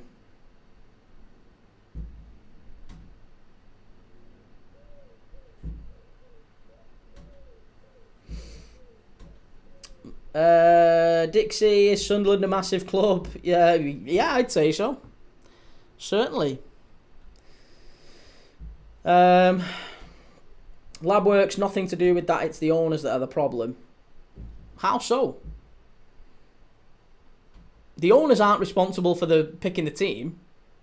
The owners aren't responsible for picking the team. They asked Amorim a question. They said to Amorim, can you deal with these players? Can you get a better tune out of this group of players? He said yes, and he couldn't. So he was either lying or he's wildly overstating his own abilities.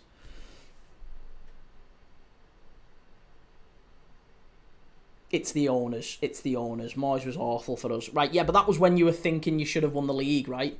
That was when you were thinking you should have won the league. Moyes, even in your worst times under David Moyes at Man United, you weren't as bad as you were last year under Amorim. Let that sink in. Let that sink in. David Moyes at Man United was better than Ruben Amorim was last year. We were awful under Moyes, but you want to keep Amorim. It's ridiculous. It's absolutely ridiculous. Your Samuel, are PSG bigger than Arsenal? Yes, they are, absolutely. Shay472, if he doesn't win at least 4 games in his first 5, I want him gone. Sweet Lord. I mean, that's rough. You've got a difficult first 5 games. You play Arsenal and Liverpool in your first 5. You're not going to win 4 out of your first 5 because you ain't winning them 2. You're definitely not winning them two. Shay472, we've done that one. Razine, how are you, mate? Nice haircut, by the way. Have you seen our new kit? It's fire. I'm really waiting the kit to reach in my country's local shops. I haven't. No, I haven't seen Barca's new kit.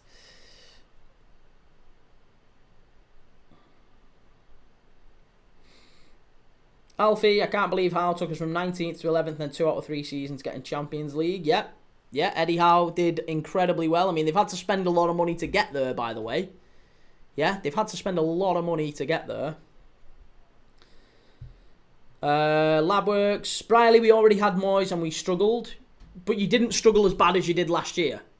To be absolutely crystal clear, you were better under Moyes than you were last year under Amorim.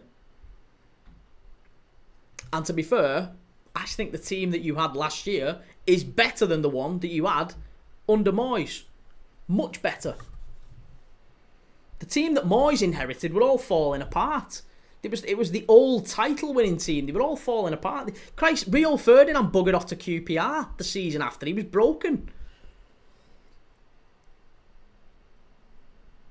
Labworks, look at our club now compared to when Moyes had it. He came a year after Fergie. Amorim came 10 years after. Think with your head. Yeah, and I've honestly, have a look. Have a look at the squads.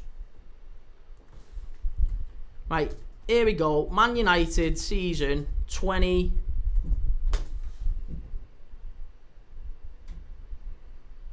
It was 2013-14, wasn't it?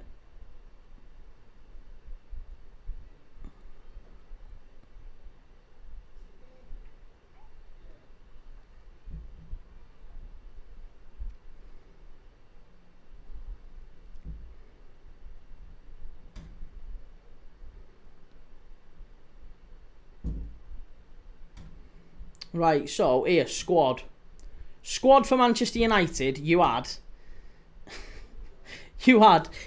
Patrice Evra, who was already by that point 34. You had Rio Ferdinand, who was at that point 35. You had Anderson. You had a 36-year-old Ryan Giggs. Oh no, actually, sorry, I tell a lie. You had a 38-year-old Ryan Giggs. Angelo Henrique, Fabio, Tom Cleverley, Shinji Kagawa, Federico Makeda, Alexander Butner, Guillermo Varela, Nick Powell, Bebe. I mean, like, I'm not being funny. You didn't have a great side. You didn't have a great side under David Moyes. The idea that you had a significantly worse side is madness.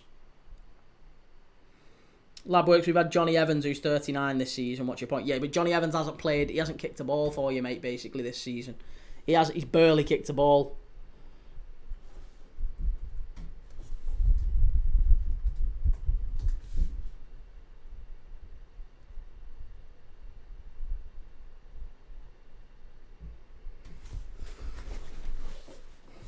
He played about 200 minutes in the Premier League all season. Briley, that's because he's retired. He's retired now. Yeah, he's retired now. But he barely kicked a ball for United all season.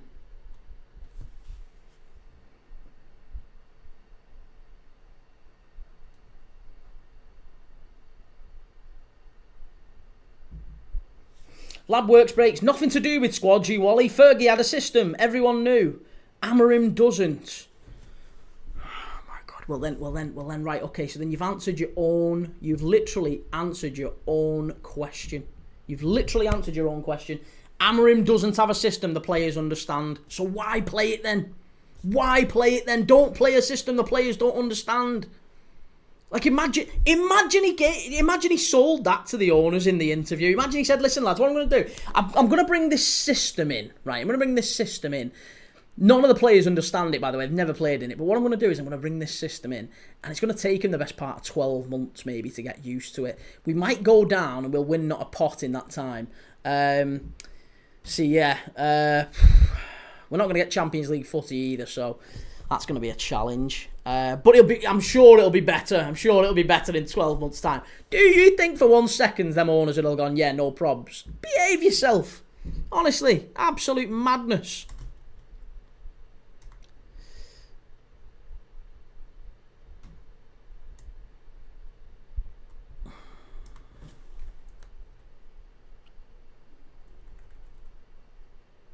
Sorry, cheers for the shout about the timer.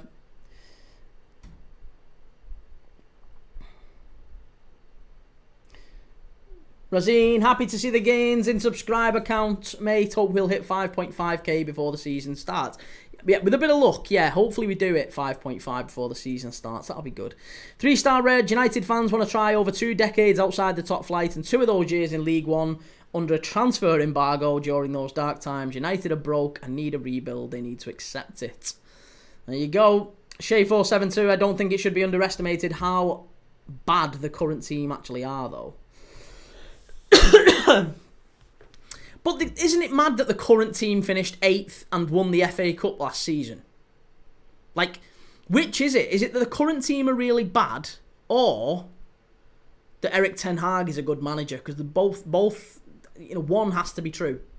One has to be true. Erik ten Hag either got the best out of this team and got them to 8th in the FA Cup win, or the current team is dreadful, but Erik ten Hag's actually a good manager. And in which case, then, why did you sack him for evidently the worst performing Manchester United manager in history? The worst performing Manchester United manager in history. Samuel, Arsenal trust the process, United trust the system. Honestly, yeah, trust the system. The point, and do you know what? And this is, I guarantee you, I've said this umpteen times. I guarantee you this is what's going to happen. Remember this. Literally remember this. What is going to happen is Manchester United will categorically sack Ruben Amorim. At some point inside the next 12 months, he'll go, right? And they'll have spent probably all this summer and probably all of January, maybe next summer as well. Maybe he stays another summer, right? But either way, they'll spend a good chunk of money signing young, well, maybe not young players, but they'll sign players for this system, this mythical system that's going to do wonderfully well, right? They'll go and sign these players, and then a new manager will come in, and what will that new manager say? I guarantee you, a new manager will come in. Ruben Amorim's been playing with number 10s, so we'll have Bruno Fernandes and Cunha, or Bruno Fernandes and Mbermo, playing as number 10s, not really wide, not really wingers as such. And I guarantee you, the first thing that a new manager will come in and say, well, I haven't even got any wingers in this squad. I haven't got any wingers. I need to sign. No, but, and then that's what United fans will say then. Well, we can't. Poor lad, whoever this new manager is. Poor lad, he's working with Amorim's junk. What a terrible squad Amorim left. It's the same shit recycled over and over and over again.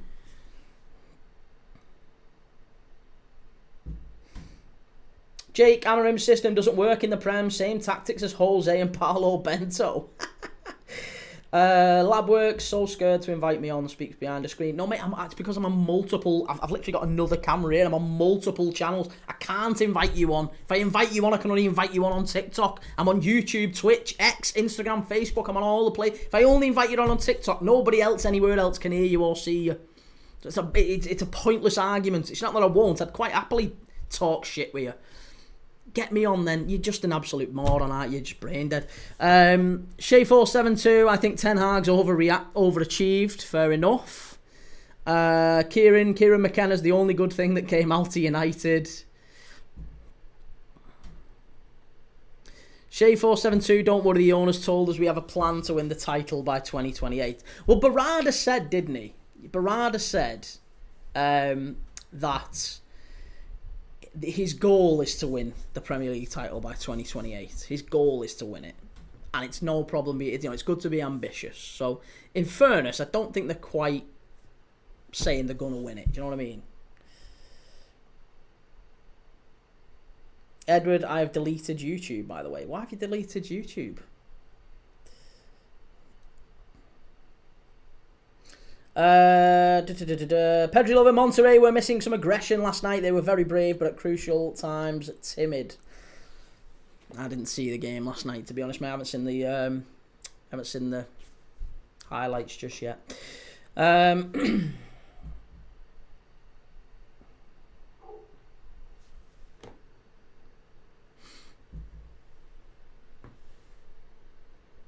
throw into the box. Finland clear it away. It was a shocking effort, that, really. Iceland, scrappy. Just about got away by Finland. That's probably the best chance of the game so far, you know. Probably the best chance of the game to Iceland.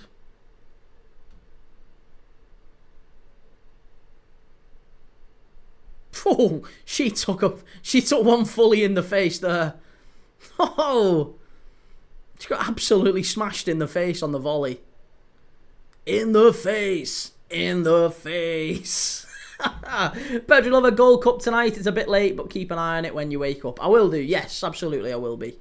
Yeah, it's USA. It's Mexico against. Is it Mexico, Honduras, USA, Guatemala? Are they the two? 3-star Reds. Only 3 things certain in life: death, taxes, and taking 6 points off Man United. Oh.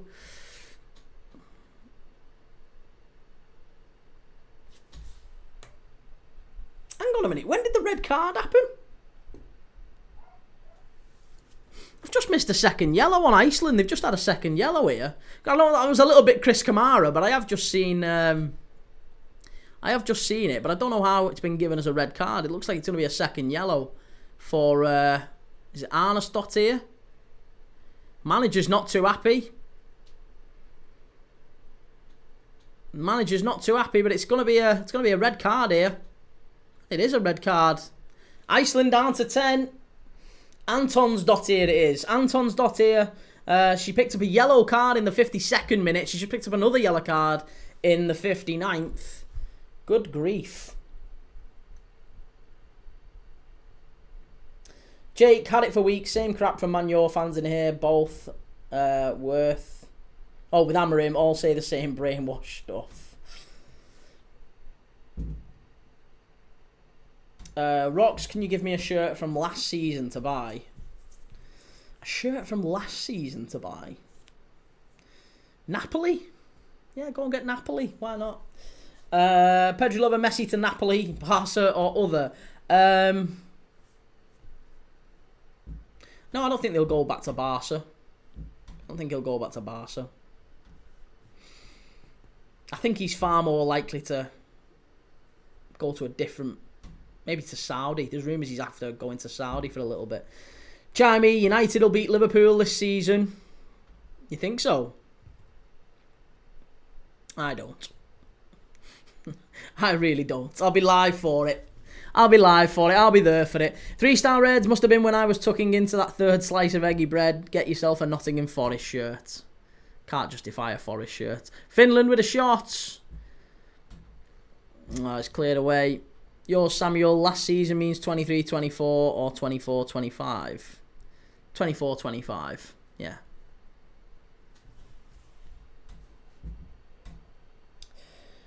Prusak, what do you think about Wisla Krakow?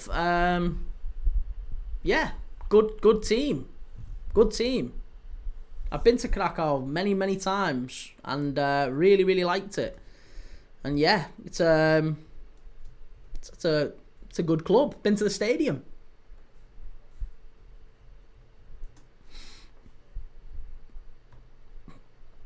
Chance for Finland. Yeah, I was there. I think it was a couple of weeks before the big derby with Cracovia. Pedro Lover, oh yeah, who's your favourite to the World Cup after the last 16? Got to be Al Hilal? No, don't be silly. I still think it's going to be PSG or Real Madrid at this point.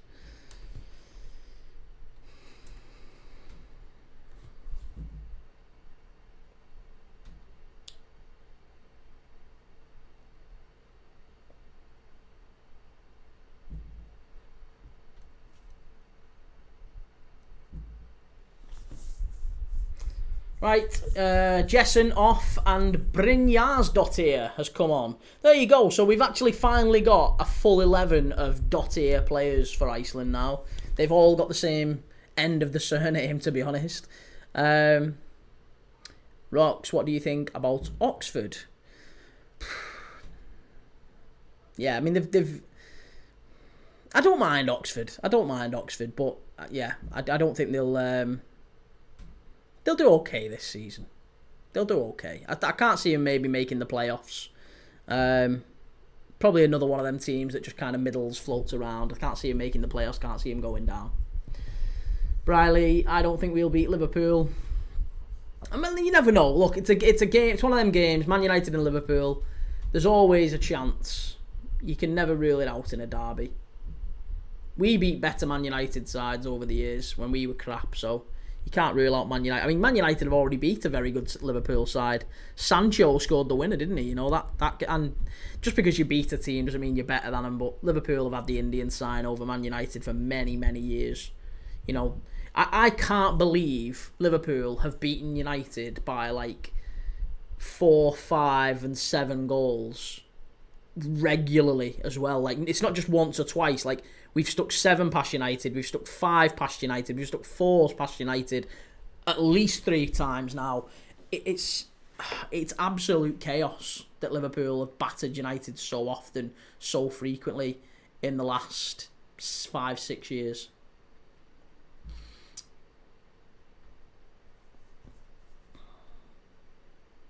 Sumanen with the corner here for Finland.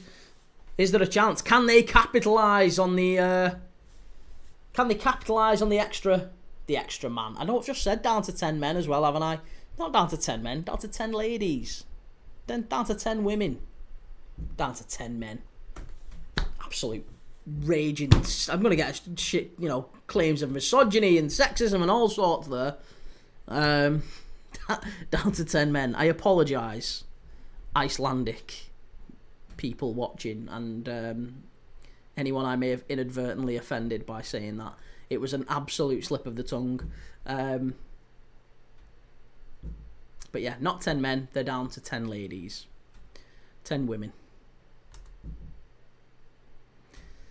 Cleared away by Iceland. Finland picking up the ball here, recycling it.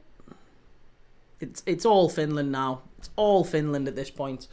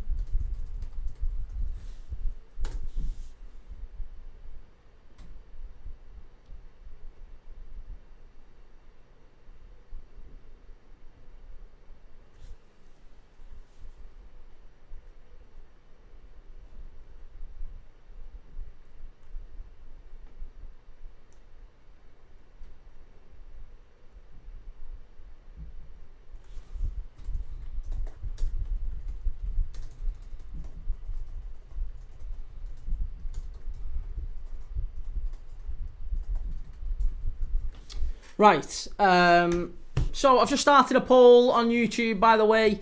Who will win the UEFA Women's European Championships 2025? Is it going to be Spain, the favourites to win it? Is it going to be England, who are the holders, the defending champions? Is it going to be Germany? After that, it's France, I think, who are 4th favourites. But is it going to be someone else? They are probably the 4 main the 4 main favourites to win the competition. But if you think it's going to be someone else, get in the vote and let me know what you're thinking. Lynchy, that's a funny Scouse accent. I've not got a Scouse accent, Lynchy. I think your accent detector's not very good. Yeah, it's not very good if you think this is a Scouse accent. Exactly. So what's your point? Lynchy? You're not making a whole lot of sense there, mate. Not making a whole lot of sense. 3-star Reds can never understand why they've renamed the match games star performer in Club World Cup in all the men's games. I don't know. Lynchy, think about it. Well, I'm obviously not very intelligent, mate. I'm obviously not very smart. So what is it? What? You know, help me out. Help me out. Explain it to an absolute dullard, you know, an absolute thicko like me.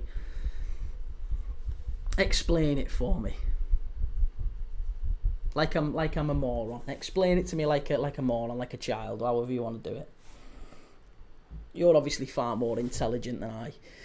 Edward, Key, you can tell you worked in an office. You're a rapid typer. I'm not too bad. Probably quicker than the average, but probably not that quick. Plenty of others far faster than me in our office when I used to work there. Chimey, how are Iceland performing so far? Mate, they're down to... I nearly said 10 men again. They're down to 10.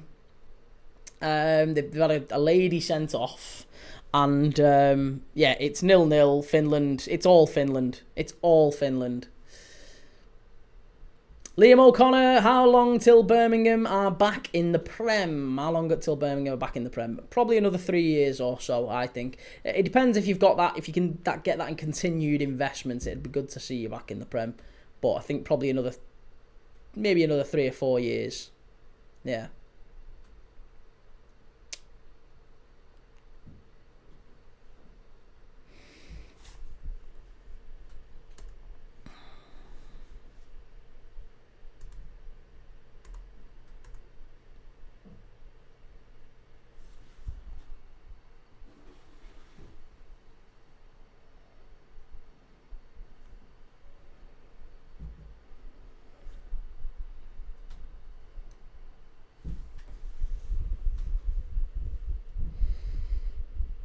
Three-star Reds, instead of Man of the Match award, they've renamed it the Game's Star Performer. I don't know, it might just be a whole DEI inclusivity thing, maybe, possibly. Wojciech, how's it going, Wojciech? Good to see you, man. Good to see you. Frobsters, yo, who do you support? I'm a Liverpool fan, Frobsters, yeah. Who do you support? The channel isn't just about Liverpool, by the way. We talk about everyone and everything. So it's a football channel. We talk about everything. We watch games of football every single day. Oh, you're a Newcastle fan? Well, we've got plenty of Newcastle fans. Oh, what a goal that is from Finland. What an absolute screamer that is into the top corner. Cuts in on the right foot. And an absolute rocket into the top corner. And the 10 ladies of Iceland have now got it all to do. Finland 1-0 up. First goal of the tournament, and an absolute belter it is. It's an absolute belter. Smacked into the top corner. You love to see it. You love to see it. There you go, 1-0. Chimey, it'd be nice to have Blackburn and Borough back in the Prem. Not Borough. Not Borough. I can't have Borough back in the Prem. I've got a real issue with Borough. Frobsters, wait, are you watching the women's match? Yes, we're watching the women's. I mean, we watch football on this channel, mate, every single day. Every single day. Well, I've missed 2 days because my wife went in for surgery, right? But every other day this year, pretty much, we have watched at least one game of football. Some days we've done 2, 3, 4 games of football. Live watch-alongs from around the world, whether it be the Premier League, the Championship, Liga and La Liga, Bundesliga, Serie A, whatever it might be. We've even done the Austrian League and the Icelandic League, the Finnish League. You know, we've done football from around the world. So, yeah, we do a watch along every day, and this is the thing today. Today we've got 2 big games. It's the kickoff of the Women's Euros, so I thought why not? Let's watch it. It's a bit of footy.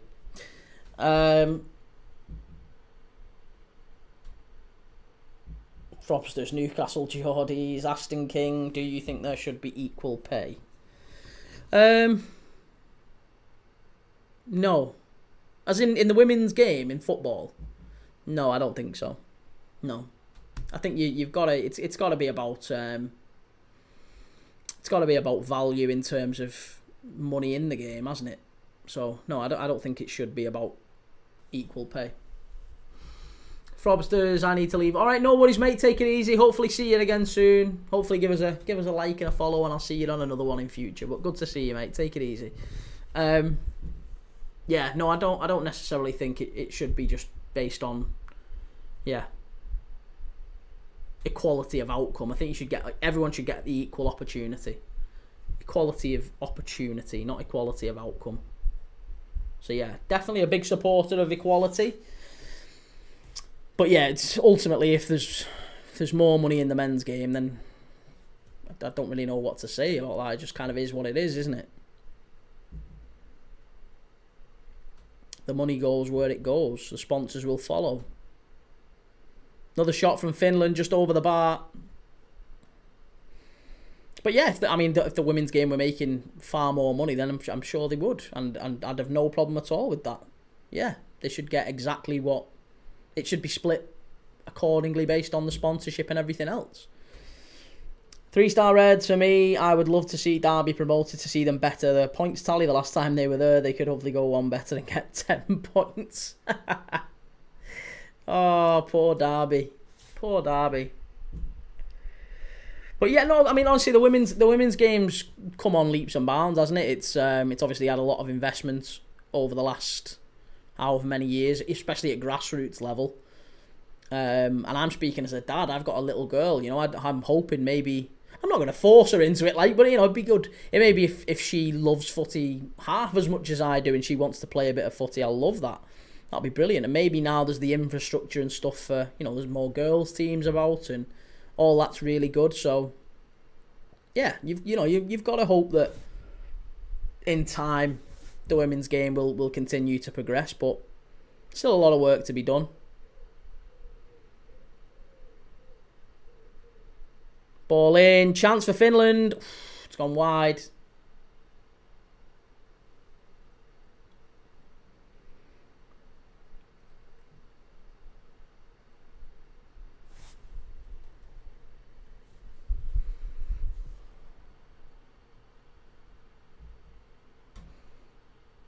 Claydon Groom, that's a good goal and it was coming, absolutely. Wojciech, how are you today? I'm doing good, mate. How are you? Yeah, really good, mate. Thank you. I'm looking forward to hopefully a better game. Iceland, oh, you had a massive chance there. That was really, really poor. That was really, really poor from the centre forward of Iceland. She was in. She was in. It's absolutely... It's a great run. It's a fantastic run. It's a lovely ball in down the left-hand side. Gets the wrong side of the centre-back. Oh, she's opened her body up and she's just caught it the wrong side. It's bent away from the far post rather than back in. She tried to do should have done the Thierry Henry where he kind of falls as he hits it.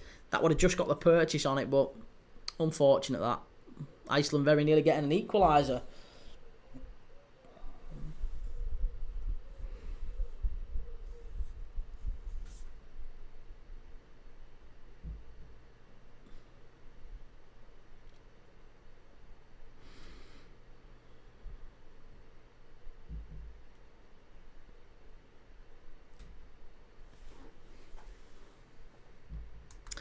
Another quick reminder as well, by the way, to people on YouTube, if you haven't yet and you do fancy getting involved for the 8 PM game, then please do go and check out our sponsor. You can see them there, right there, on YouTube. You can't see them on TikTok. You can see them on YouTube. Go and check them out. All the details are there on screen. And the big thank you to them for continuing to support the channel. And a big thank you to you as well for going helping the channel by going checking it out. So yeah, please go and do so. And a big thank you to everyone that has. Briley, is Premier League Dad your YouTube name? Yes, mate. Honestly, you can search Premier League Dad on X. I'm on X. Go and check me out on X. Go and check me out on YouTube. I'm on Twitch, Instagram. Yeah, but X, I tweet a lot on X. And I have videos out every single day on YouTube. And I try to share more on TikTok. But to be honest, I haven't done much on TikTok for a while. I go live on TikTok, but I haven't put any videos out for a long while. Eventually, it might be that I'm just on YouTube. 3-star Reds, I do enjoy some of the women's Premier League games at times. Packed Premier League stadiums, long may it continue. Yeah, I mean, look, the interest has definitely gone up there, hasn't it? It has picked up. And I think with that, the quality has as well, because you're seeing a lot of the, experienced coaches from the men's game sort of move across to the women's and doing really, really well. And obviously that's raising standards, it's raising the levels across the bar. Obviously, grassroots has had loads of investment in it. So, young girls coming through who want to play football, who maybe many, many years ago couldn't play. Do you know, I always remember there was a girl in my year, funnily. Was she in my year or was she the year below? I think she was the year below at school. I won't say her name, but she was an absolutely fantastic footballer. And I mean, I'm not just saying tokenistic or anything. She was she was great for a girl. Nothing like that. I mean, seriously, she was a fantastic footballer. There was nowhere for her to play. But she was like 12, and she used to play in the under-13s lads team with us because she was good. She was really good. And she used to play in the under-13s. I don't know up to what age it was. I can't remember what age it was that she stopped playing. Obviously, at that point, I think the FA gets involved and stuff. But yeah, there's lots to be said, I think, about infrastructure and building in that whole, new infrastructure and grassroots support for girls that do want to play footy. And maybe in time, like I said, maybe my little girl gets involved in playing footy in years to come. She's still too young for it yet, but maybe in time she does. Edward, what is that new thumbnail? Mate, I'm trying something new. There is a science behind it. Apparently, if you see faces on a YouTube thumbnail, you're more likely to click it. So I've whacked a face on there, and I'm going to try it out for a month, and I'm going to see if it improves anything. I mean, ultimately, July and June are like the lowest months in terms of views for football videos, by the way.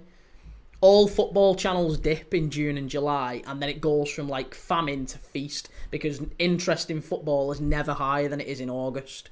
So June and July, dead. August, through the roof. So I'm expecting August to be pretty big. There's a lot of people who used to be on the channel regularly, but as soon as the club season's ended, I've not really seen them. They've dipped back in a few times, like Callum, for example. Callum, our Atletico Madrid fan, he's dipped in and out a few times, but he's not really interested close season. A lot of people watch the F1, watch the cricket, watch the tennis. Wimbledon started. Obviously, the Tour de France and stuff is on now, isn't it? So a lot of that changes at this time of year.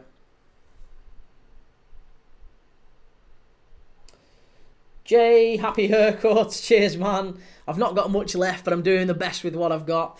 Briley, how do you go live on Twitch? I'm new to it. Well, to be honest, mate, I don't really do that much on Twitch. But how do you go live on there? You just, same as anything else, you just create an account, get a camera and get going. It's pretty easy to do, yeah. Steve, evening Key, please don't tell me you're watching women's footy. I'm refusing to watch it now. Oh, mate. Come on, you big misogynist. What's the matter with you? What's the matter with you? Mate, it's good. It's a good game of footy. It's a good game of footy. It's been alright. We've had a sending off. We've had a great goal. It's been a good game.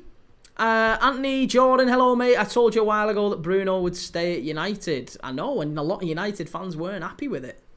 I think a lot of United fans would have preferred for him to leave, wouldn't they, to be honest? Steve, you was different the other night. Like I said, it's all good. We'll watch a bit of the women's footy, see how it goes. Again, it's all alien to me. It's all alien to me. That guy Jack, hey mate, sorry I haven't been on the streams. I'm on vacation. Nice. Where are you on vacay? Anthony, Dorian, they need to give their heads a wobble. Why do they need to give their heads a wobble? Bruno Fernandes had two goals from open play last season. There's an argument that he doesn't even get in the United side if you sign all the players that you're allegedly going to sign. And £100 million for a 30-odd-year-old player. I think United would have loved it. Absolutely would have loved it. Jay, Branthwaite staying is big positive for the Toffees. Just another 8 signings now. Well, you've kept Gay and Michael Keane, haven't you? I think that's indicative of where Everton are, you know. I think you've given Branthwaite a fair bit of cash to stay, and it looks like maybe Gay and Keane end up staying, which 36 years old, and Michael Keane, I mean, I think Everton are going to struggle again, mate. I really do. I don't mean that. I mean, I'm a Liverpool fan, you know, you're going to say, come on, KAG, Copites and all that, but you know what I mean? I genuinely do think you've lost, like, what is it, 8-9 players? There's a lot to go. Keane is to carry the balls on the pitch. Mick Keggers, mate. He can still smack it. Where was that he smashed it in against? Was it Spurs? Spurs he smashed it in against. 30 yards out. Loves a late winner, doesn't he, Michael Keane? Anthony Dorian, disagree massively. Bruno drop his head, but he's United's standout player from when he signed. No, I agree he is, mate. I just, like I said, I think for £100 million, the club would have preferred him to go. Was it a left pegger?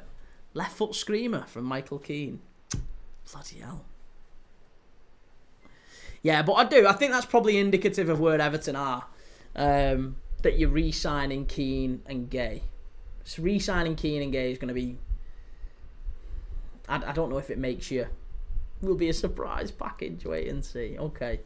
I'll still be here, mate. I'll be watching Everton's first game in the new stadium at the Hill Dickinson Arena. I'll be live for that, I promise you. And we'll see. Keane not confirmed. I thought he had done. I thought... didn't Paddy Boylan confirmed it, didn't he? He said that Everton are close to announcing the deals for Gay and Keane. Could be wrong on that, but I'm sure that's what I saw this morning. 3-star Reds, do you ever think in time we will see a talented women's gaffer ever take the reins of a top-flight Premier League team or in the EFL? As a bloke, I'm totally not against it. I think it would take an incredibly... Oh my God, what a shot from Iceland. Unlucky, good save. I think it would take a very progressive and brave owner to do that.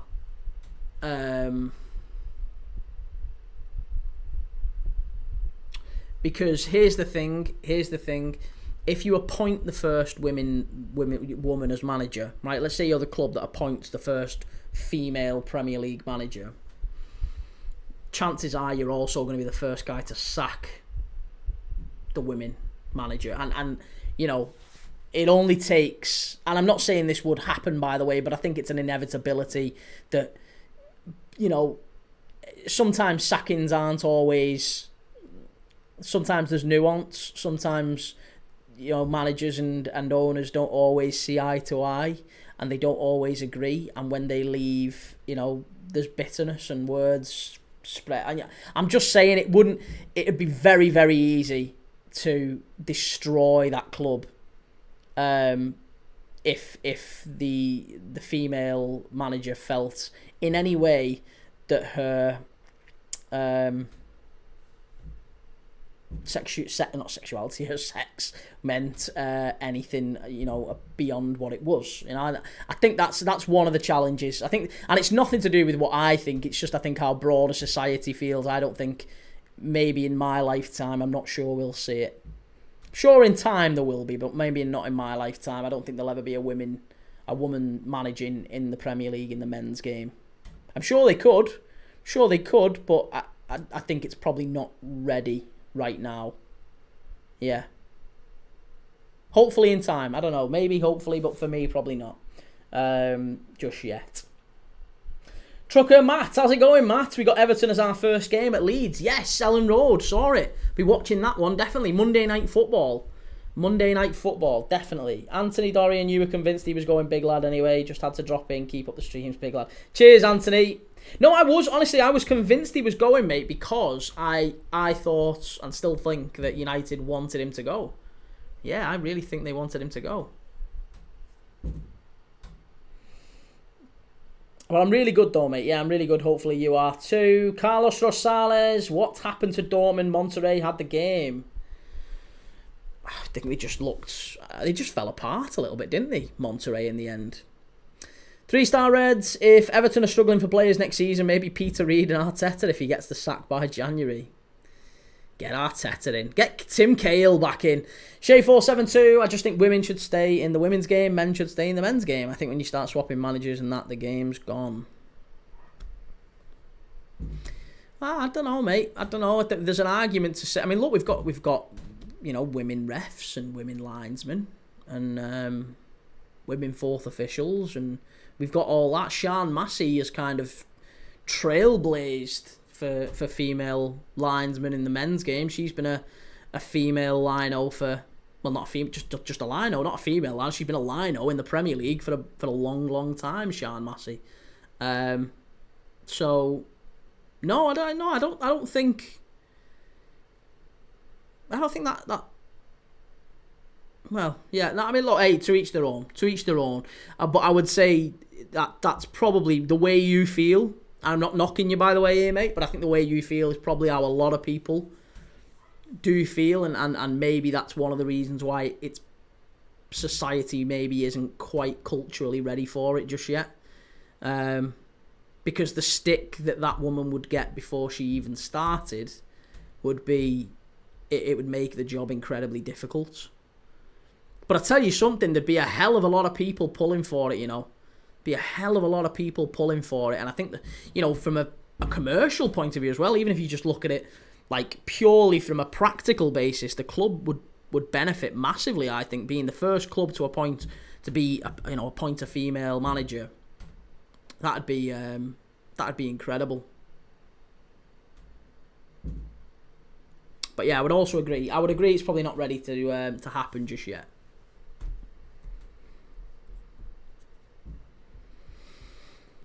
Probably not in my lifetime. But maybe my little girl, if she grows up and she watches a bit of football, she'll be maybe in her 30s or 40s as I'm kicking the bucket with a bit of luck. So maybe then, maybe she's one of the first.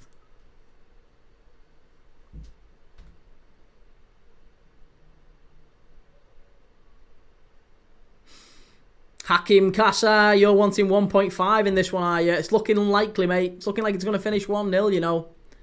It's going to finish 1-0, I think. Sorry to be the bearer of bad news.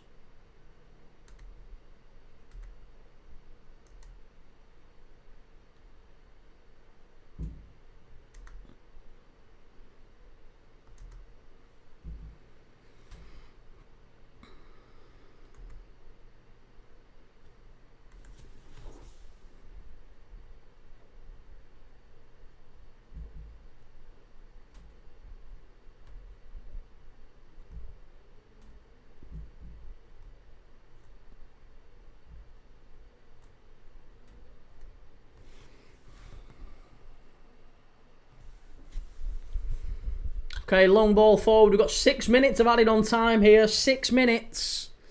If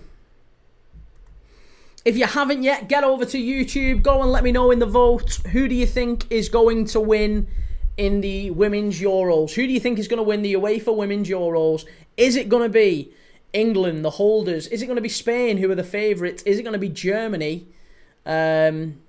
Or is it going to be France, maybe? Who's it going to be? Go and let me know. There's a poll on YouTube. Go and search Premier League Dad. Let me know in the poll. Who do you think it's going to be? I'm really, really intrigued to see who you think it's going to be. And we'll look at it again at full time. The overwhelming favourites are England, the defensive, the defenders, the tournament defenders. But go and let me know on YouTube. Joseph, you think England 2 in TikTok? Okay.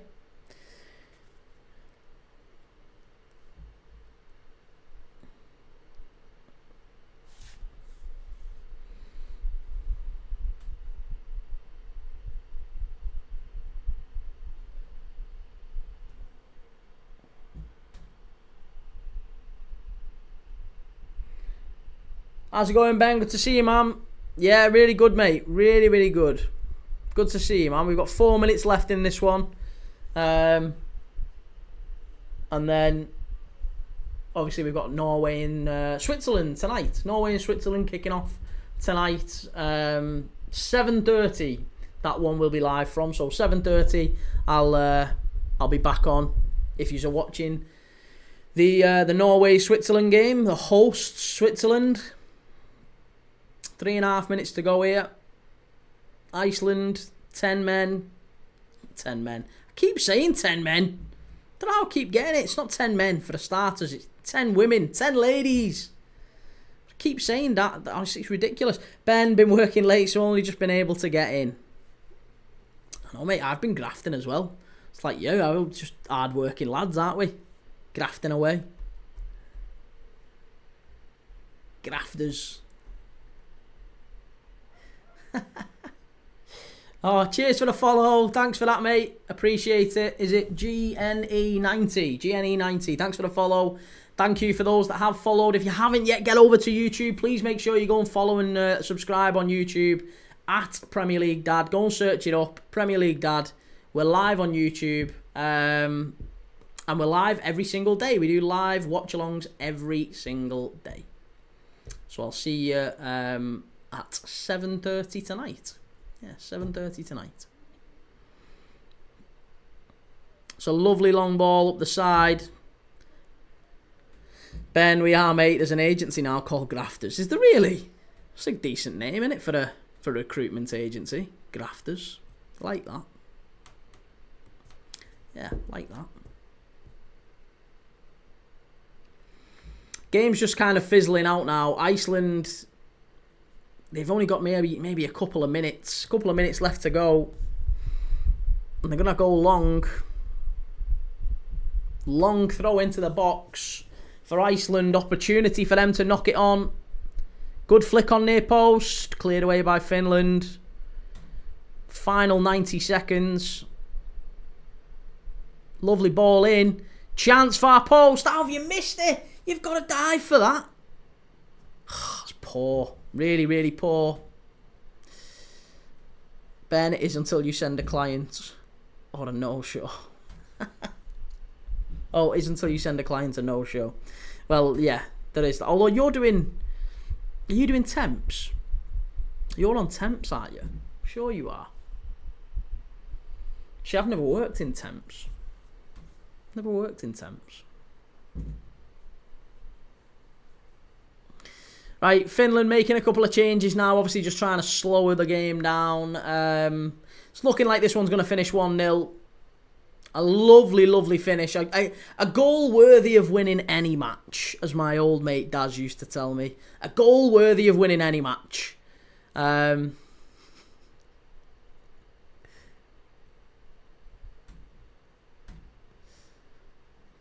yeah. Thought he was. Michael, a blind person could have scored that back post chance. Honestly, I don't know why she didn't just throw herself at it. She should have threw herself at that. She'd probably got her head on it. Iceland with a shot from distance. Oh, unlucky. Just wide. Just wide. 30 seconds to go, and I think that might be it, you know. Ben, do occasionally do perms too, but most temps. Temp to perm. Nice. I was going to say, well, you know, Jem used to work in... She used to do temps, but she did hospitality and stuff for quite a while.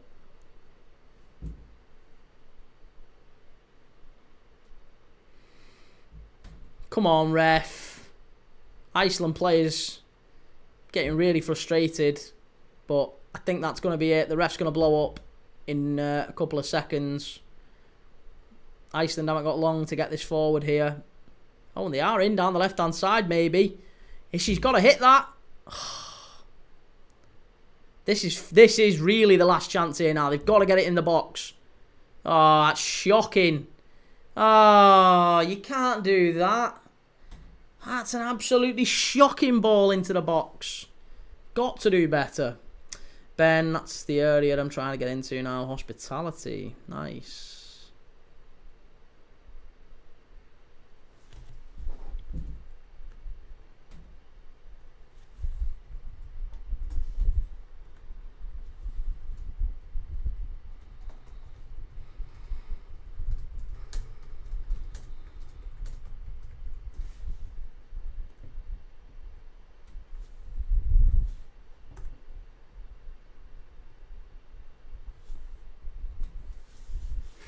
Ben got staff in the airport. Nice.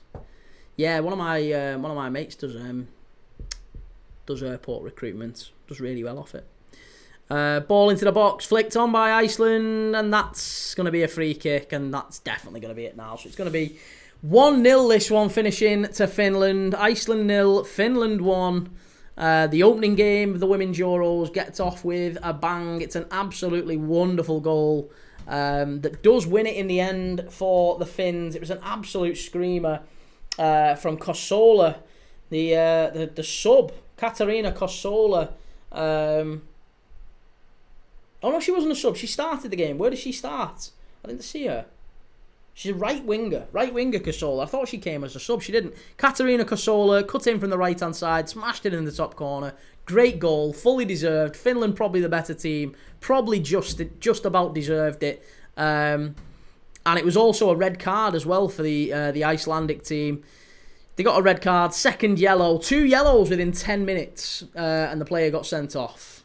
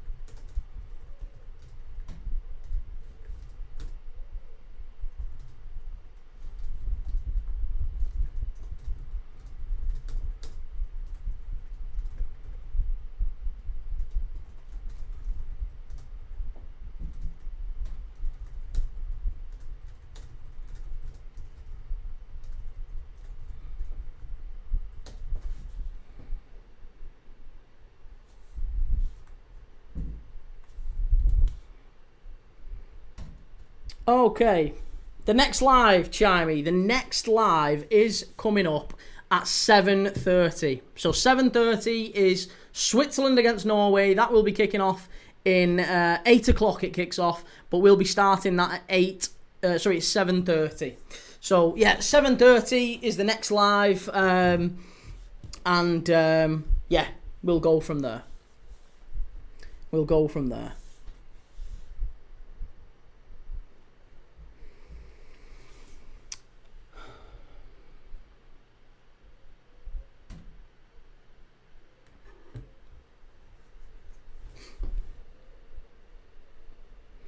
So I'll be ending the stream very, very shortly, and then I will.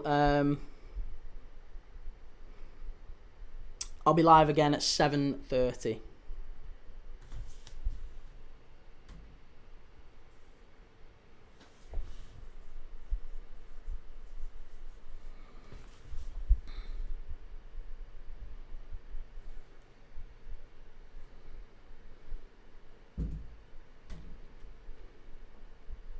I've just realised I've not even ended the thingy. I'll have to change the old scoreboard, maybe. Right, so Switzerland 2, Norway.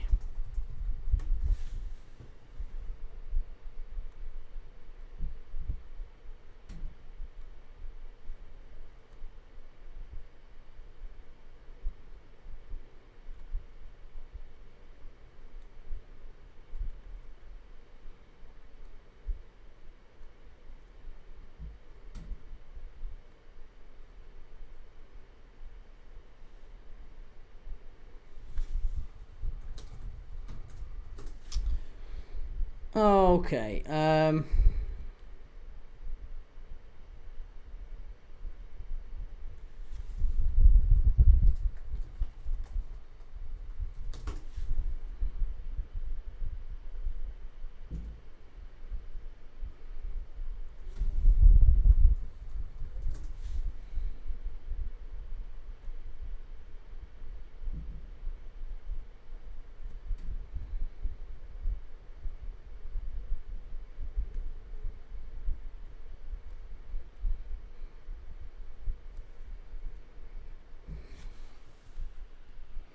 Albin, hi mate, hope you're doing well. Are you going to watch the Norway match? Yes, Albin, I will be. I'll be live at 7:30. If you haven't already, get over to YouTube, give us a like and subscribe at Premier League Dad. I'll be live at 7:30 for Norway against Switzerland, the hosts. So yeah, I'll be live for that one.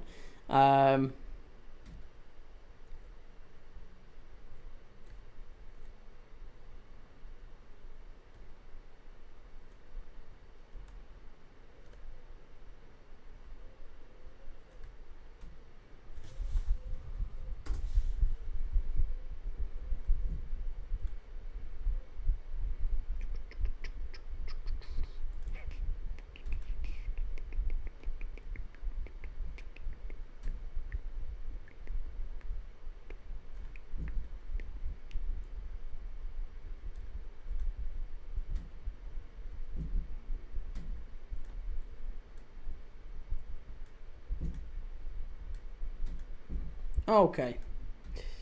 Right, Charmy, I'll see you back in about 30 minutes or so. Yes, I'll be back in about 30 minutes, and I'll see you all then. Take it easy, and have a lovely night if you're not coming back. But otherwise, I will see you all at 7:30. Take it easy. See you soon.